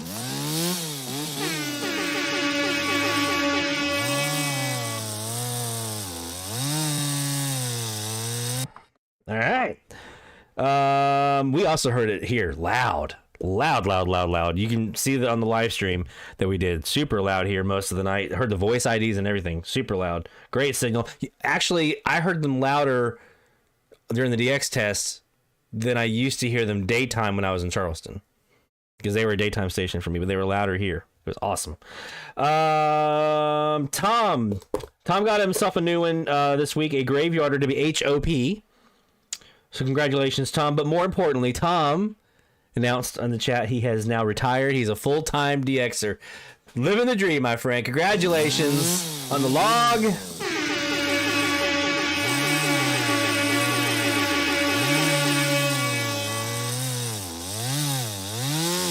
I threw some extra horns in there for the retirement for you too, my friend. Congratulations. That is freaking awesome. So that means I expect to see a lot of good logs from you. A lot of new stuff. Next, let's go to, I don't remember all the totals that he had, but I do know he had this one. So our friend Sean has been looking for west of the Mississippi stations for quite a while now. That's been kind of his goal. He's been just gunning for it. Well, he got a big one this last week. And it's actually, in addition to the shout out we're about to do right now, it's our tweet of the week. It's time for the DX Central Live hashtag tweet of the week. Tweet. So I'm just going to pull this up here. Our friend Sean. Let me find it here. I know it's buried in here. There it is. Sean is our tweet of the week. We're going to throw it over here onto the big screen. After years of trying, just bagged his first ever station from California station on AM. KNX News making it to Central Illinois January 5th at 12:32 Zulu. That's 6:32 AM Central Time. 1,700 miles. State number 31 on AM. Beyond excited. Sean, my friend, kudos to you. That is, as any East Coaster knows, anytime you add anything west of Mississippi, you have that K in the call sign, it's awesome. But when you get California for the first time, ah, man.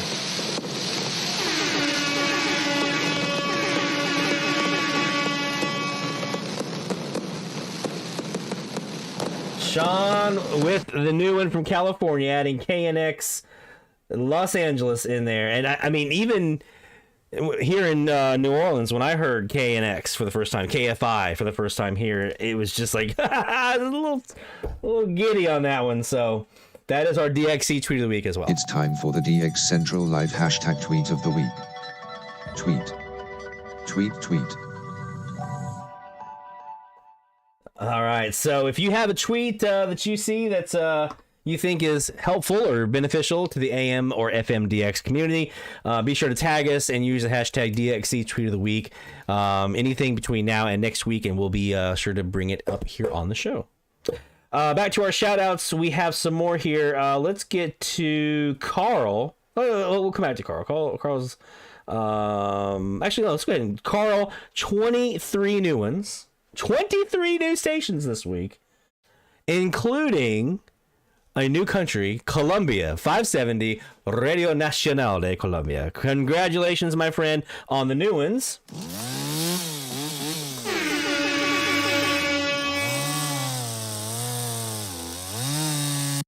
And the new country.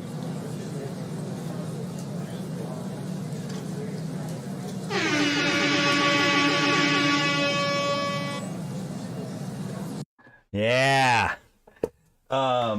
Troy, last night, you guys know I remote desktop in to my computer here where my shack is, my Perseus and everything. I remote desktop in using Google Remote Desktop. I'm telling you, Google has all the best apps. And I'm not even like a fanboy or anything. I just love how useful they are. Because I don't use Android. I'm an iPhone guy. But I have my earbuds in, my AirPods, and I have my iPad remoted into my desktop, and I was sitting on 1160, and I guess around 4 o'clock this morning, and I woke up because it woke me up, KSL ID. So definitely try some late, I'm talking like 3, 4, 5 o'clock in the morning, sunrise type stuff. try those out. See if that helps you with KSL at all. If you haven't been doing so already, but that was the loudest I'd heard them here in Mandeville. Was like at 4 or 4:30 in the morning this morning. Speaking of New Country, mentioned in the chat over here, dude. 2 stations that I am now, they're on my target list. I'm obsessed with hearing these 2. And he put the frequencies and some other tips into hearing them here in the chat as well, especially for the first one. But New Country, Costa Rica on 550, which I am now obsessed with 550. It's always been one of my favorite frequencies anyway, but I'm now obsessed with getting Costa Rica and squeezing that out. And Venezuela, I forget what frequency that one was, Venezuela. But both of those new countries for our friend Barry this last week. Congratulations, Barry.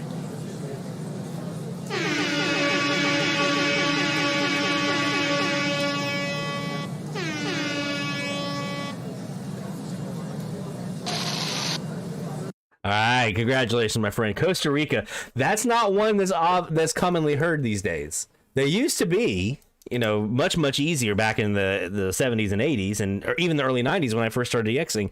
I remember that they were out there.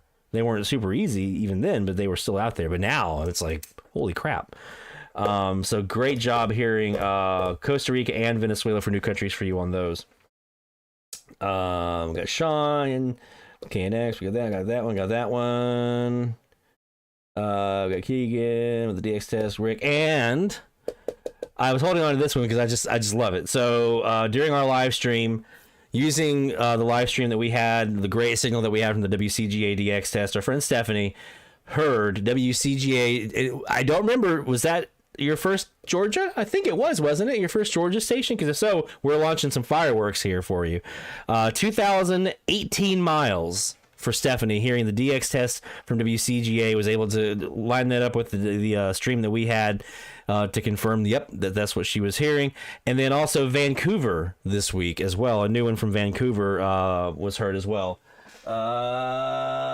Stephanie, was that? Yeah, let me know if that was a new state for you. I can't remember if you heard Georgia before. I want to say you hadn't, and if you have, you'll still get a nice log saw here.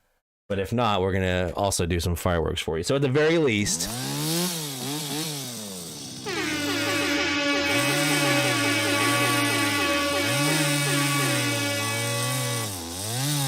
okay, so it was. So you get new state for Stephanie.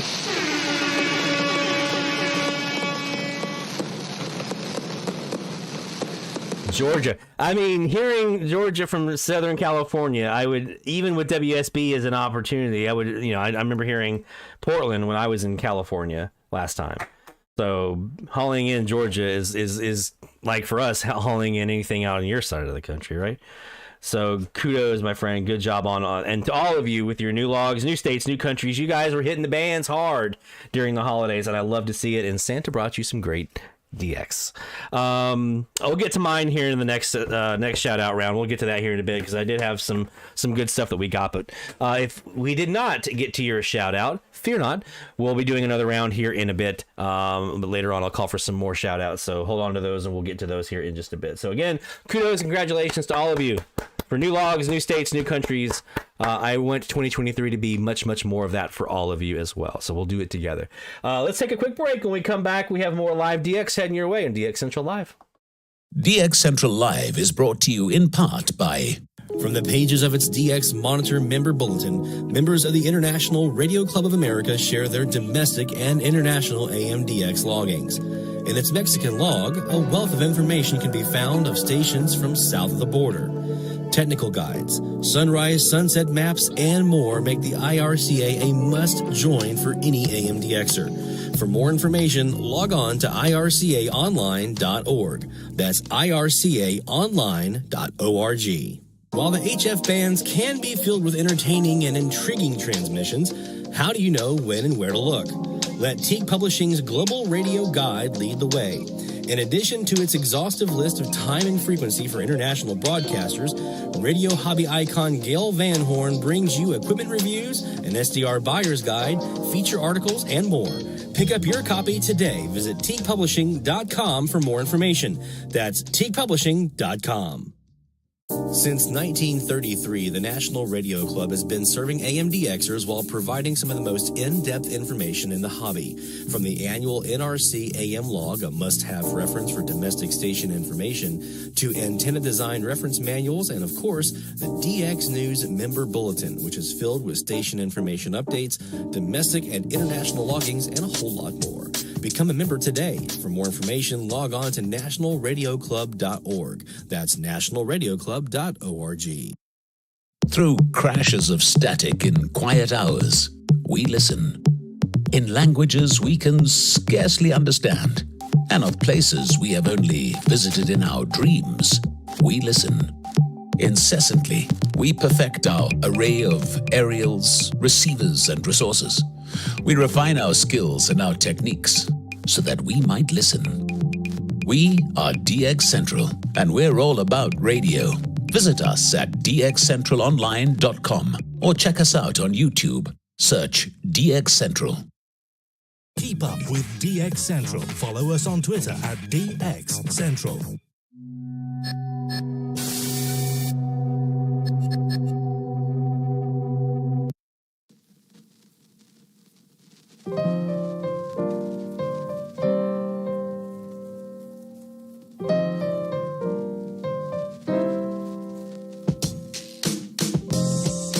From the DX Central North Shore Studios, this is DXC Live. Now here's your host, Lloyd Van Horn. It's DX Central Live from the North Shore Studios in Mandeville, Louisiana. Welcome, my friends. Appreciate you being here with us. Just saw Mike jump out. He had been missing from our live streams for a while. Hadn't seen him in a while, and then I think he just got some antenna stuff sorted out, and now he's back into the DX mode again, and looking forward to seeing what he hears down there from Mexico. Always love seeing his logs, because you guys know, I mean, he's DXing in, like, my part of the world that I want to hear. So very always interested in seeing what he gets. Mike, Mesa Mike, I got your shout out in here. Thank you for sharing that. We'll get you here next round. Carl, I actually, when I lived in North Carolina up in Brasstown, I had the opposite, because the mountains, the biggest mountains, were to the east of me, blocking out most of North Carolina. So I heard nothing but Tennessee. I mean, it was like Tennessee City nonstop every time. And it was really cool, because back then, like the 90s, every single frequency in the daytime, I could hear something. Every single frequency had a station on it. Man, I miss those days. Can you imagine?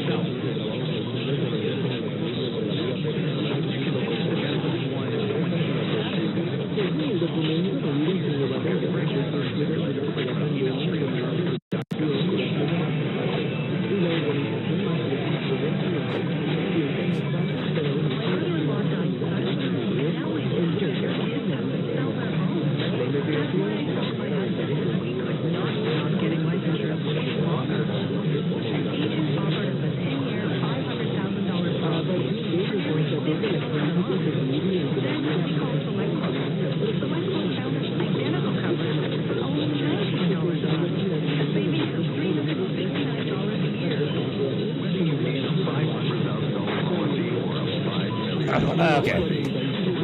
There we go. I don't know what happened there, guys. I moved the microphone, and I guess the USB wasn't all the way in, so it disconnected, and I'm getting very frustrated with this microphone, as you can probably tell. So yeah, DXing daytime with a station on every frequency. I miss those days. Those were great. All right, so let's get back to the DX anyway. We have to do that anyway. So let's get back to it here. Let's go. We've been on 950. Let's see who we might have here.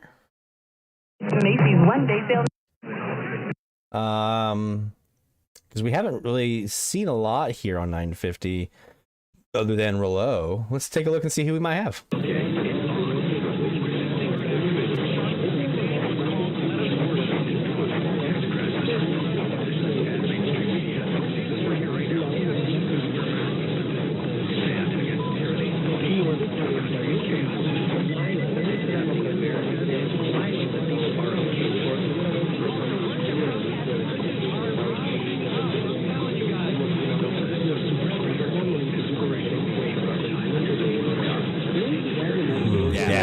I can hear it now in my head. Okay, we're good.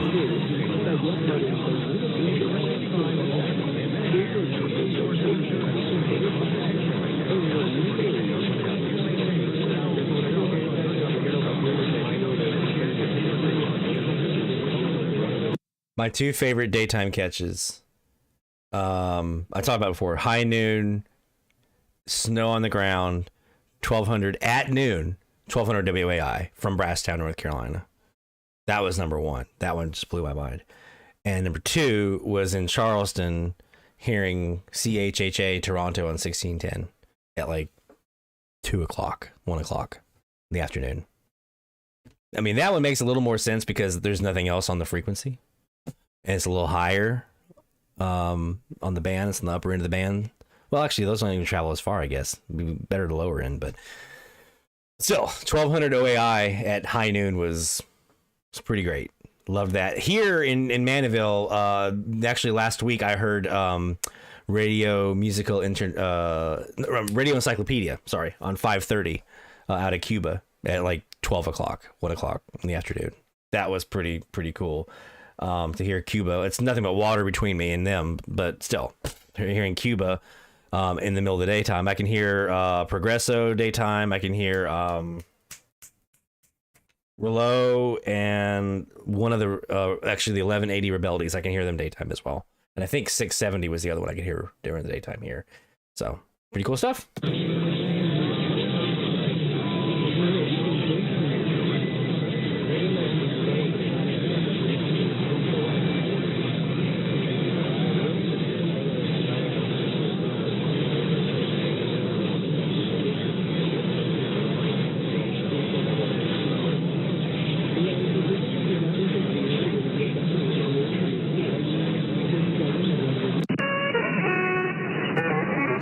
Can't use DSB.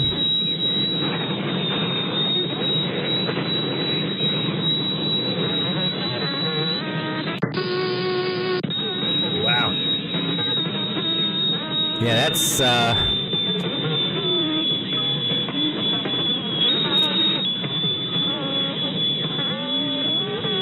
boy, that let's get away from 940.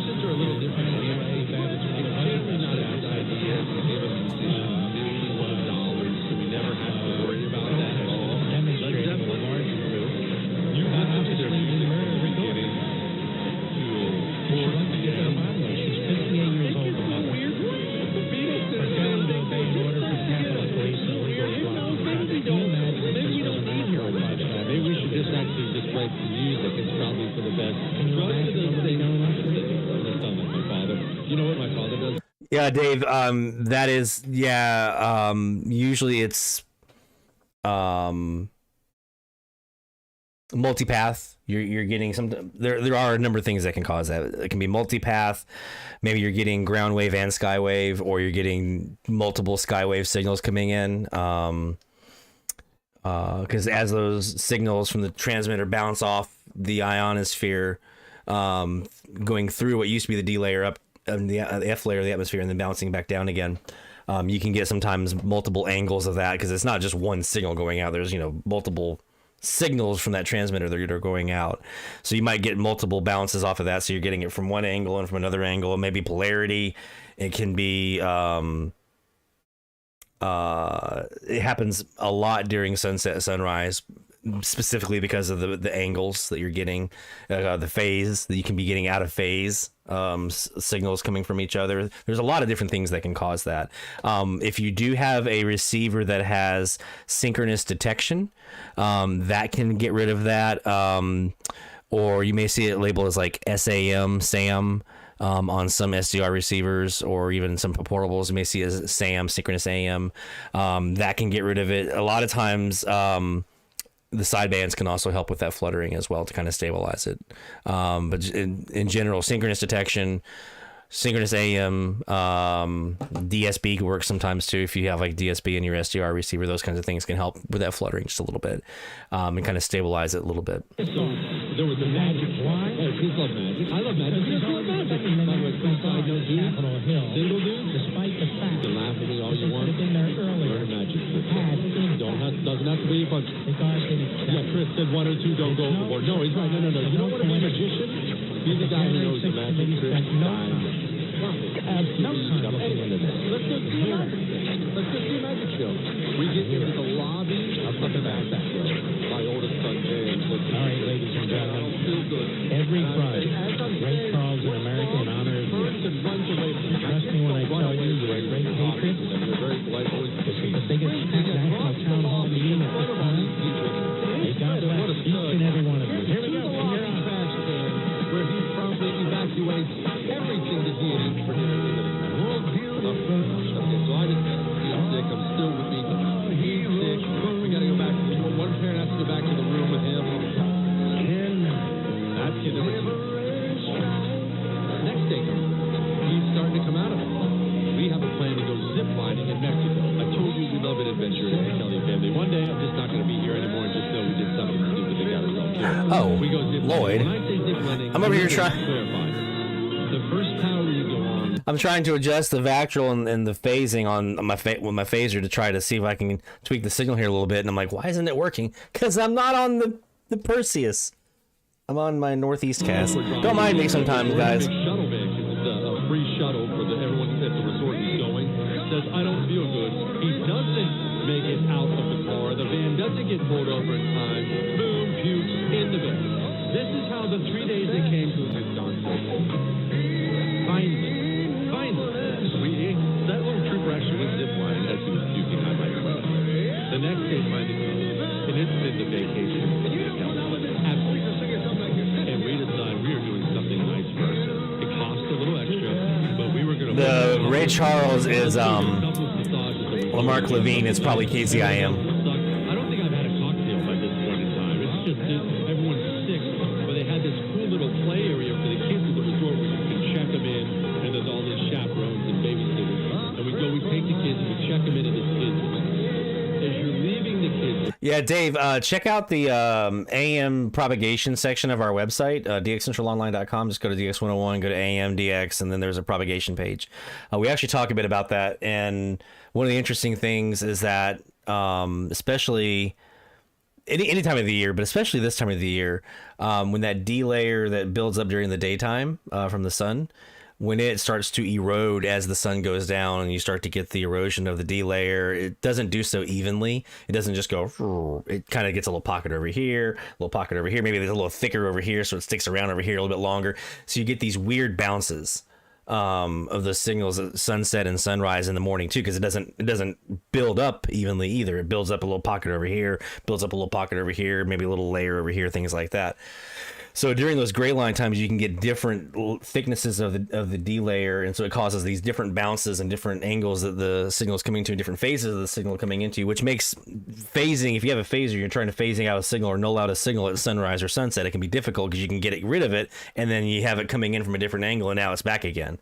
So that's one thing that you may encounter too that can cause that fluttering, is just those different layers, different thicknesses of the layer, the D layer as it's building up or breaking down at sunset and at sunrise. So So yeah, we talk about that on the propagation page though, so definitely check that out. Top of the hour time frame, my friends.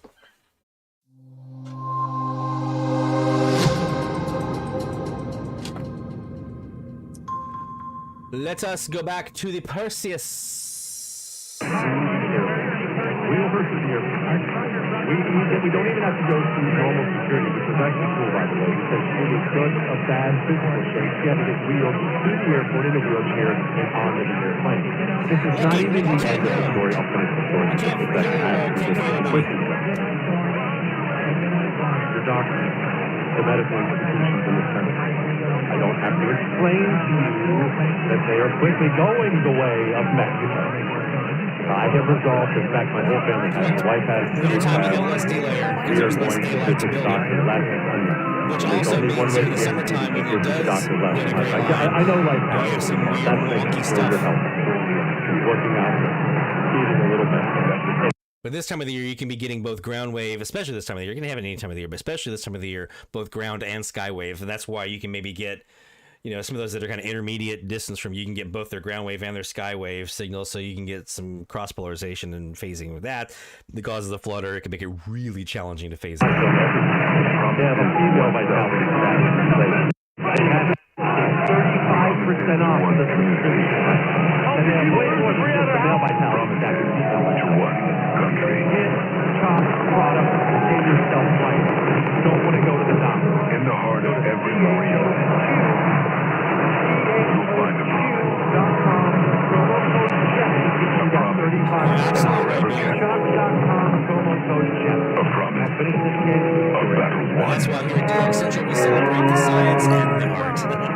We've been called the busiest guy on talk radio. For the longest time, I've been telling you about the caravan. I've been telling you about the drugs. That guy is Brian Kilmeade. We've been talking about the Border Patrol, how they're understaffed, and what Congress isn't doing. He tells you things you won't hear on other talk shows. For the very best in news and talk, don't miss Brian Kilmeade, 9 to 11 a.m. weekdays on KZIM KSIM AM, online at KZIM-KSIM.com, and I got another element to bring into this. on FM at 101.7. Now, here's your River Radio weather forecast from the Weather Channel. Not much rain to slow you down over the course of the weekend. We do have some scattered showers late tonight. Temperatures in the upper 30s. And lots of clouds tomorrow, but only a slight chance of a shower. 46 the high tomorrow. Sunday dry, still cloudy, 43. Monday, that's when sunshine returns. I'm meteorologist Terry Smith from the Weather Channel. Listen for updates 24 hours a day. Okay, listen up, everybody. Turn up your volume. Announcement. It's all talk all the time. KZIM Colorado and KSIM. From ABC News, I'm Chuck Davidson. Your House lawmakers getting back in session tonight. Republican leader Kevin McCarthy's supporters say that they're still urging conservative opponents to come on board.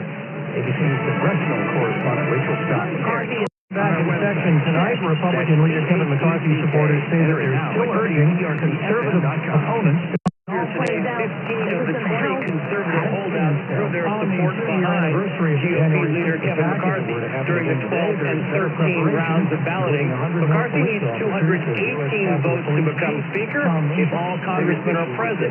They're still short of that majority, but optimism is building among Republicans. Fox 's Trace Gallagher. McCarthy reached an agreement with most of the conservative holdouts on a rules framework designed to cap spending levels and guarantee conservatives a place on key committees.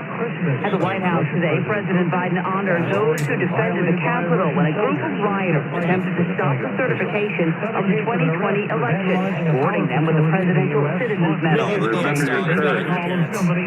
your bravery. Remember your extraordinary commitment to your fellow man. Among those honored posthumously, Officer Brian Sicknick, who died one day after the riot. A new COVID variant is starting to spread across the U.S. Health officials are concerned about the rapid growth of a new Omicron subvariant, XBB 1.5, responsible for less than 3% of active COVID cases at the beginning of December, is now the second leading variant in the U.S., causing nearly 28% of infections, according to new CDC estimates. Epidemiologists say it's more transmissible than previous versions of the virus, but does not necessarily cause more severe disease. Researchers believe XBB 1.5 originated in the U.S., but they're also worried about the potential for new mutations in China, which is experiencing a surge in cases as it ends lockdown. Fox says Jonathan Terry, public health officials in Connecticut are recommending people wear a mask in indoor public spaces due to an increase in positivity in the state. America is listening to Fox News. Westwood Financial Group is not a law firm. This story is called The Ugly Truth About Timeshare. If you think you've done your family a favor by buying a timeshare, you need my help. Hello, I'm Chuck McDowell, CEO and founder of Wesley Financial Group. 10 years ago, I started helping folks cancel their timeshare. In the process, started what's now called the timeshare cancellation industry. Timeshare is the only thing that you can buy that you can't tell me how much it's going to cost or when it's going to end. When you buy a timeshare, you give them a blank check. That's what I would love to have, Keegan. Love to get KMA here. Actually, let me double check and make sure I don't have them already. Why? Maybe I have. I'm going to go to my handy dandy logbook and I'm going to check it out. So we're going to go to frequency and time of day. I have 6 stations on this frequency on 960. KMA is not one of them. Radio Relow, Calgary, Alberta, CFAC. That was a fun one when I heard that one. JYZ in Albany. Cape Girardeau, KZIM, ERC Birmingham, which is the W call I think that you probably heard in there, Rick, more than likely. KROF in Abbeville, Louisiana. Those are the stations that we have here on 960. KMA is on the list. So is that KLTF up in Justin Land. And KNEB wouldn't be a bad one to get. 5 kilowatt around sunset. That'd be nice to get them. Attorney Howard Hirsch represents the consumers involved. This is an example, in our view, of what's called greenwashing, where companies inform consumers about environmental attributes of their products. Automobile safety. Jamar Hamlin spoke with team staff and players in a video call today. The first time he had seen teammates from his hard stop after making what appeared to be a routine tackle in the game against Cincinnati Monday. This is ABC News.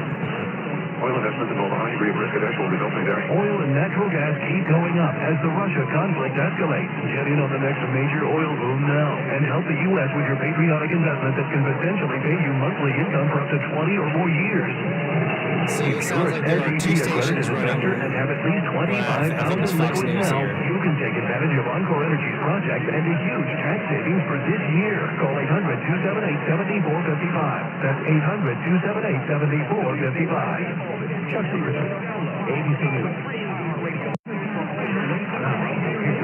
Radio weather forecast from the Weather Channel.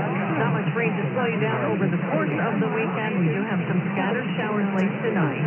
Temperature. Did you hear that WJYZ ID in there? I thought I'd heard somebody say Albany a few seconds ago, and then I just heard the WJYZ.com. Nice. Great Monday. That's when sunshine returns. I'm meteorologist Barry Smith from the Weather Channel. 24 hours a day from River Radio.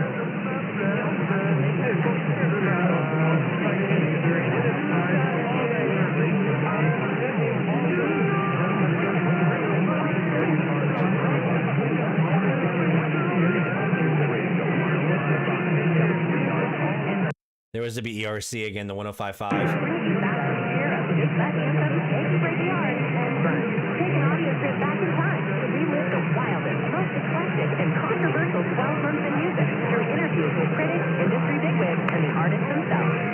All right, let's go up to 9. Let's go down back to 950 and see if we caught anything fun here at the top of the hour.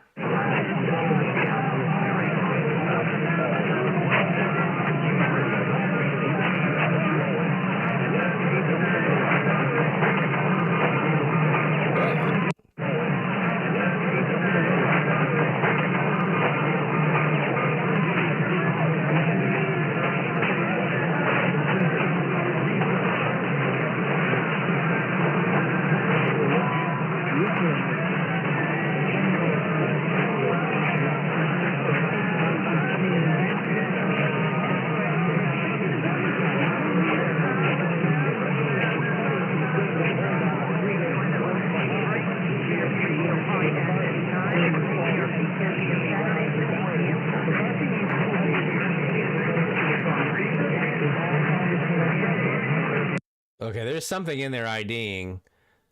Let me change my audio filter here to the bass audio and see if I can pull it out here.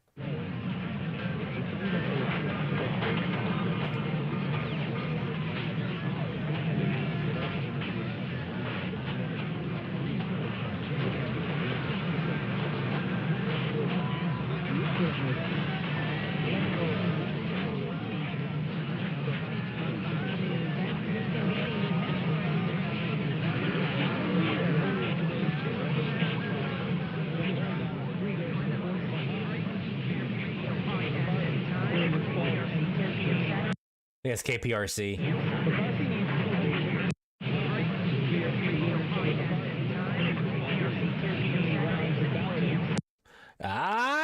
not. I think I heard an H in there. Could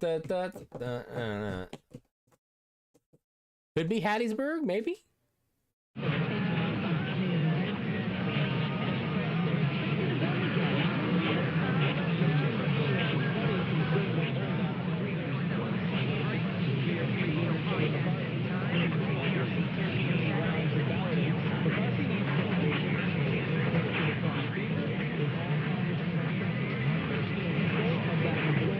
Okay, I heard Rouleau in there weak with the DDoS.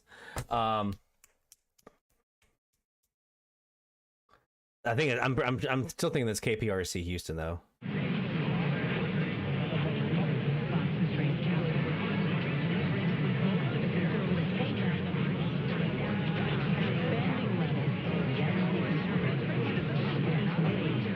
Okay, let's try 970 now. Do you see how much difference that audio filter makes? So if you're a Perseus user and you're thinking about Jaguar, there's a lot of reasons to get Jaguar. And I've documented those pretty extensively over the last several years. But one that people don't really talk about a whole lot is the audio quality and what you can actually get out. So I'm going to go back over here. I'm going to use stock. This is just the stock. It's called the stock filter, and this is basically emulating what you would hear on any other SDR program. Just basic audio coming out of the radio with no filtering. This is what you would hear, okay? So let me just go back to... I'm meteorologist Terry Smith from the Weather Channel. Listen for updates 24 hours a day. Okay, listen up, everybody. Turn up your volume. Announcement. This is All Talk All the Time. KZIM Cape Girardeau and KSIM. Okay, so that's the top of the hour ID there for KZIM using the stock filter. Sounds good, right? Listen to this, the Calliope. We call it Calliope down here. The Calliope filter now. Listen for updates 24 hours a day. Okay, listen up, everybody. Turn up your volume. Announcement. This is All Talk All the Time. KZIM Cape Girardeau and KSIM.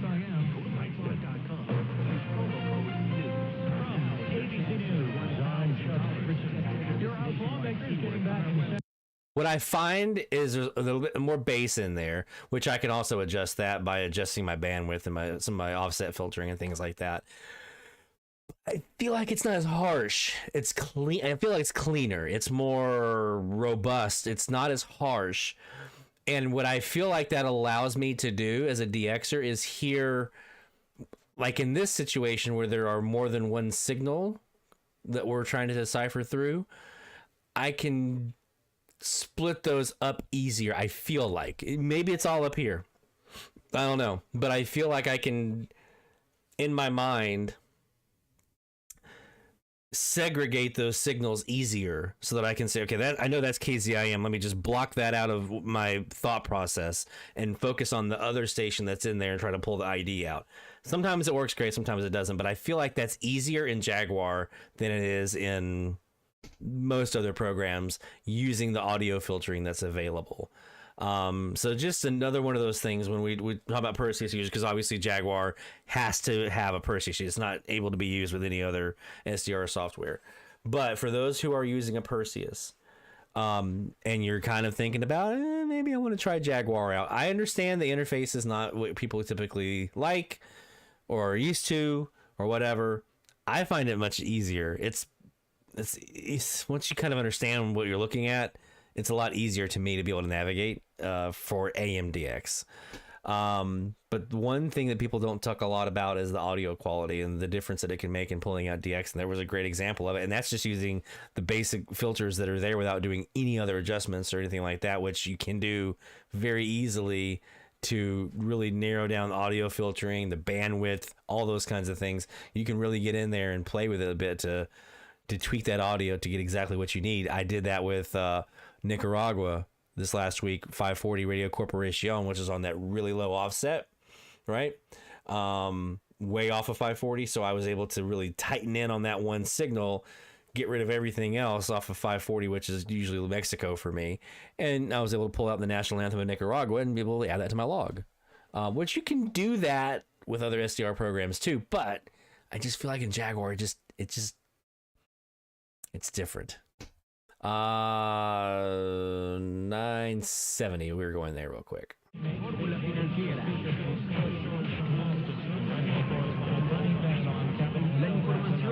Hey Earl, welcome my friend.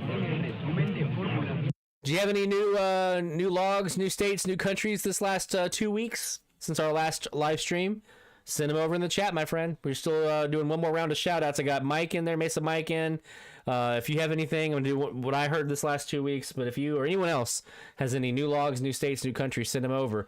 We're going to do 970 here at the top of the hour, 970 stuff that we recorded. We'll look on 980, and then we're going to do some shout outs. So let me go back here top of the hour. I'm pretty sure this is going to be just a formula out of Mexico, XERFR.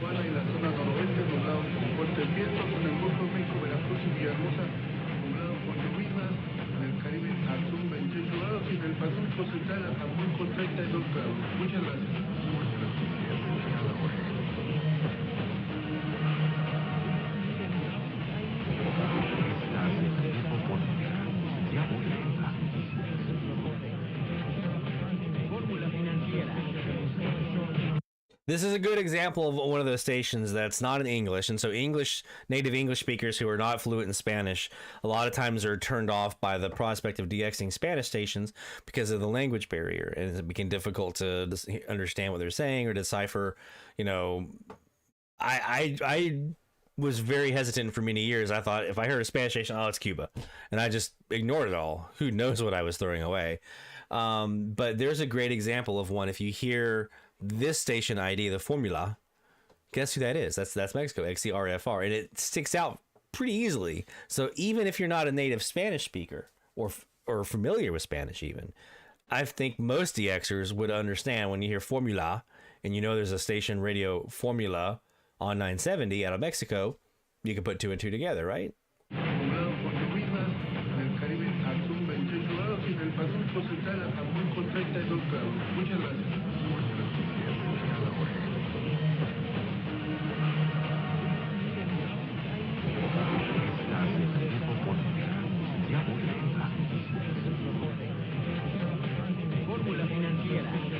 There's a couple formulas in there, right? So again, I think I've seen some DXers that are hesitant to go down the rabbit hole of DXing Spanish-speaking stations, whether they're US or not, or struggle with it. Well, this is an example of one that's not too bad, and their signal gets out pretty good. They're 50 kilowatt out of Mexico City, so I think a lot of folks, especially in the southern half of the country, and I'm including the Southwest, Texas, my area, the Gulf South here, obviously, and into the Southeast, would have a good shot. And then even further inland, I think you guys have a good shot at it too, because it's a decent signal. It's not 100K XEX or one of those, but it's a pretty decent signal that gets out. So that's one to definitely try for.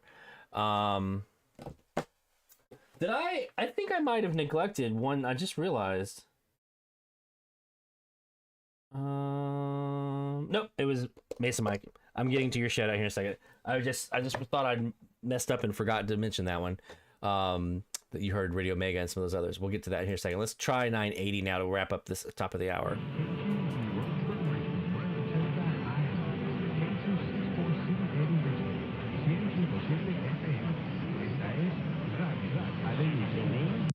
Okay, that's going to be KQUE Radio Alleluia out of Rosenberg, Richmond, Texas. Let's do that ID one more time so you can hear it again.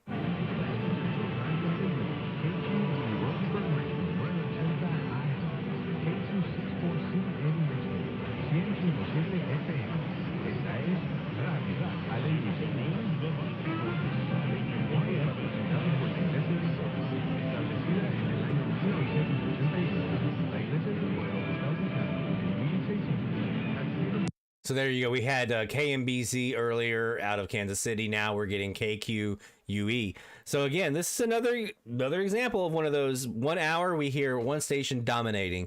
The next hour, same antenna, by the way, same antenna, completely different station. So never get frustrated. And that's one of the things I love about these challenges. It forces us to listen to that frequency throughout the week at different times of the day, because just because you hear one station on 1 hour, the very next hour it can be a different station. Hell, 5 minutes later it can be a different station. So hopefully you guys are able to get some pretty cool stuff this week. Let me go ahead and get the shout outs in here. I'm gonna write yours down real quick, Earl. Yes, we're about to do that one here in a second. We're gonna talk about that as well. 1, 2, 3, 4, 7.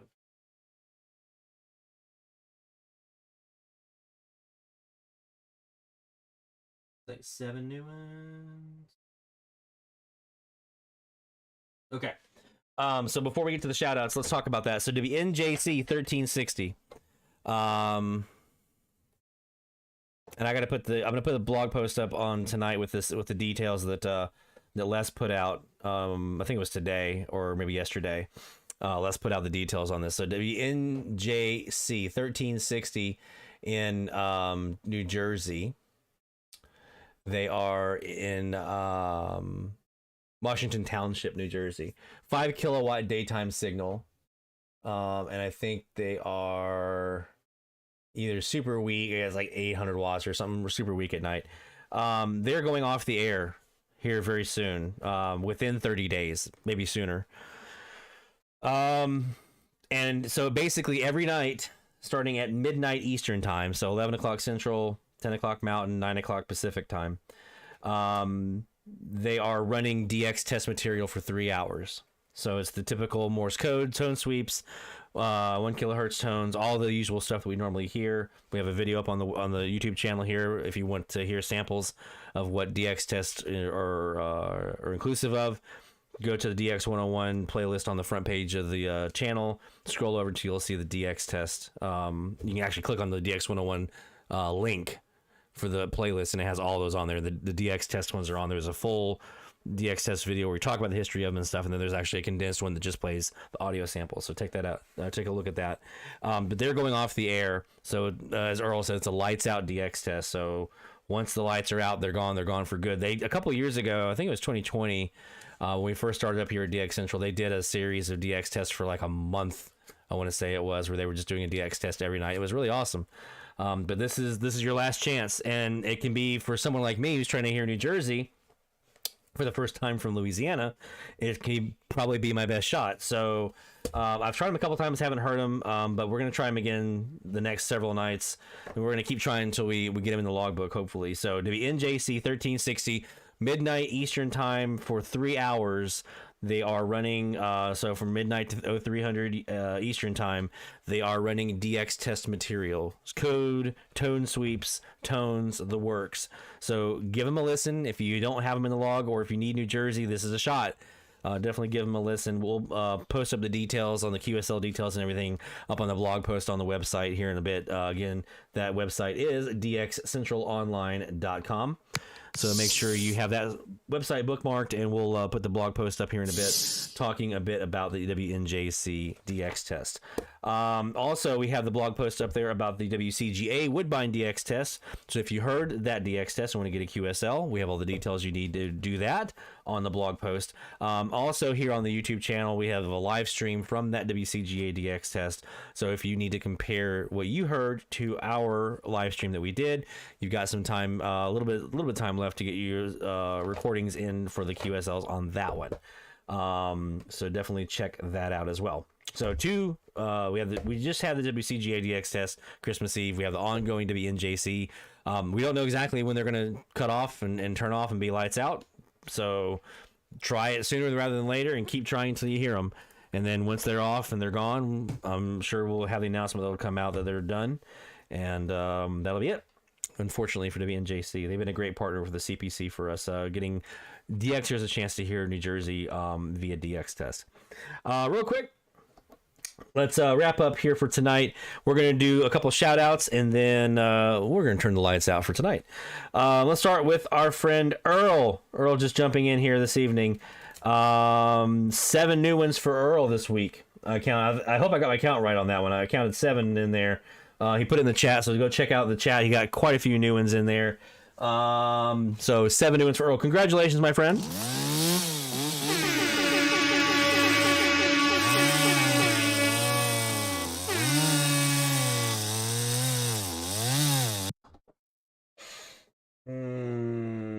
All right. And Mesa Mike Westfall, our friend Mesa Mike. Man, I couldn't do a big chunk of that logbook analysis without your website, man. Thank you so much for what you do for the hobby with putting that data out there. Mesa Mike, and I don't remember if either one of these first two were new. I doubt they were new countries, but at the very least, if you got a new country in here, let me know. But at the very least, new logs for you. One of my arch nemesis, 830 Radio Omega. I say that jovially. They're a great station. I'm trying to hear Dominican Republic on 830, and so all I hear is Radio Omega. So 830 Radio Omega, 810 HJCY out of Columbia. New one for Mesa Mike, and 680 KJZO. I think that's Texas, right? New one for Mesa Mike there as well. Congratulations, my friend, on those 3 new ones.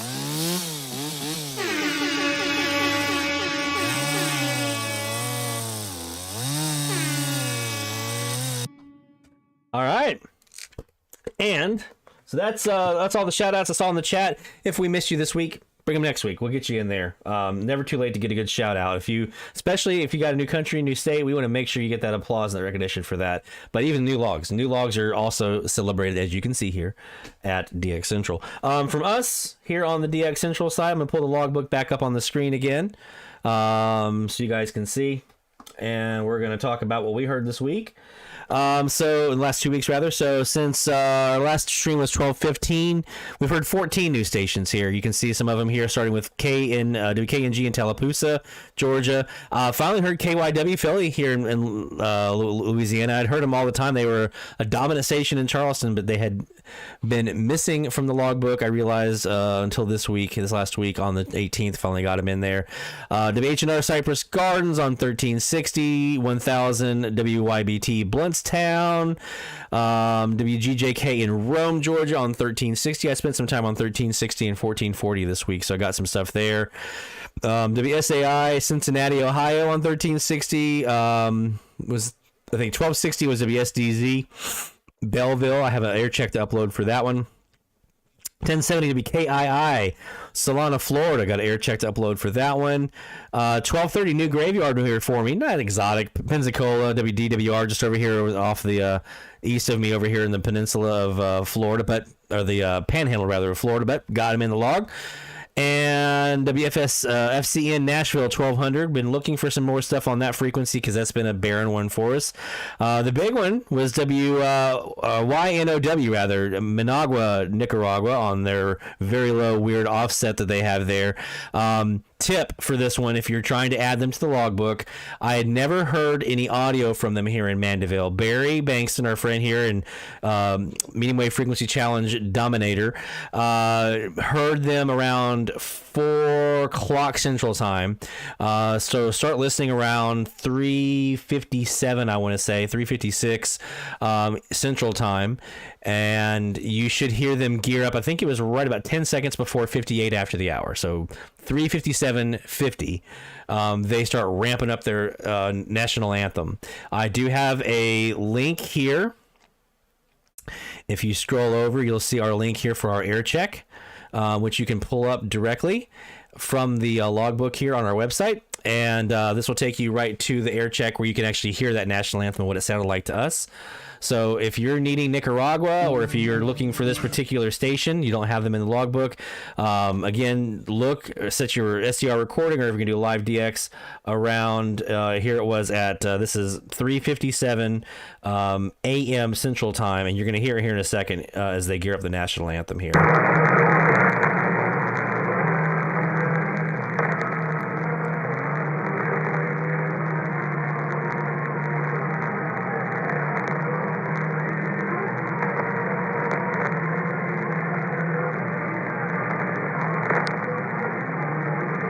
So you can kind of hear it in there, and you can actually pull up, just like you do a YouTube search for Nicaragua national anthem and do a comparison to what you have in there. There's one part that, towards the end, it's like dun dun dun dun dun dun dun dun dun.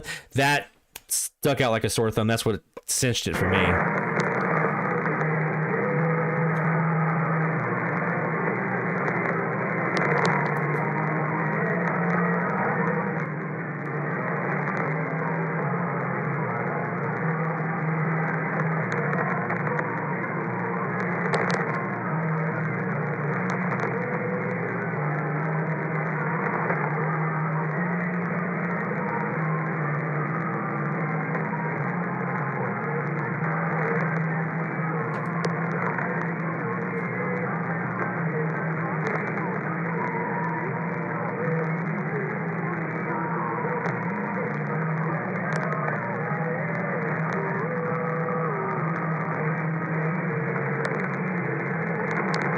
And then they went to the regular programming, and I couldn't really hear him anymore in any of the audio.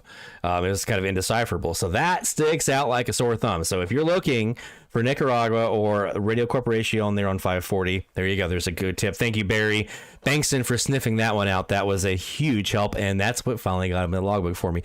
We mentioned KRV in Lexington earlier, and then the other night doing some DXing with the AirPods and the iPad, laying in bed about 4 o'clock in the morning, trying to fall asleep. Couldn't fall asleep, but did manage to hear 2 IDs, one out of KTUV Little Rock on 1440, one out of KPUR Amarillo. So then went back the next day, went to my recording, grabbed those. We have air checks for both of those also up on the YouTube channel, and you can get to those air checks as well from the logbook link right there. All right, so that's it. Thank you, my friends. We appreciate you jumping in here with us each week. We'll be back again next week, Friday night, 6:45 Central Time, 00:45 UTC for DX Central Live. Definitely, again, a couple of reminders before we go. Don't forget to go to the website, dxcentralonline.com. You can get from there to our logbook here if you want to look at the logbook some more and do some sniffing around there and seeing if you can get some ideas for your own online logbook and stuff like that. Just go to the more section and click on the shack, and then scroll down and you'll see the link for the Mandeville logbook here. So feel free to gander at that as you want, and if you have any questions or need any help kind of sorting out how to do all that, just let me know. I'll probably work on a video for that, but for the channel. But in the interim, if you have questions and you want some help, let me know. I'm more than happy to help out. Another reminder, don't forget to make sure you, as all the YouTubers, the hip YouTube guys say, don't forget to smash that subscribe button or that like button. Don't forget to hit subscribe and the bell icon. It really helps us out on the channel, right? That's what they all say. And then also, don't forget, you can also follow us on Twitter, twitter.com/DXCentral. Whenever we have a new log, you saw earlier, that gets posted right to Twitter automatically. So you'll know when we get new stuff. You'll know those before anybody else if you're following us on Twitter. And we also try to tweet out helpful tips and tricks and what other folks are hearing, or just cool stuff related to AM and FM DX. All right, my friends, that's going to do it for this week's edition of DX Central Live from all of us here at the North Shore Studios in Mandeville, Louisiana. Thank you so much for joining us. Take care, my friends. Best of DX to you. Don't forget, 940, 981. That's where we're DXing for this week's Frequency Challenge. I'm going to go put the blog post link up on social media and on the email reflector so you guys can grab it. If you want to grab it now, just go to dxcentralonline.com, go to the most recent blog post, and bam, there you are. Take care, my friends. We'll see you next week right here on DX Central Live.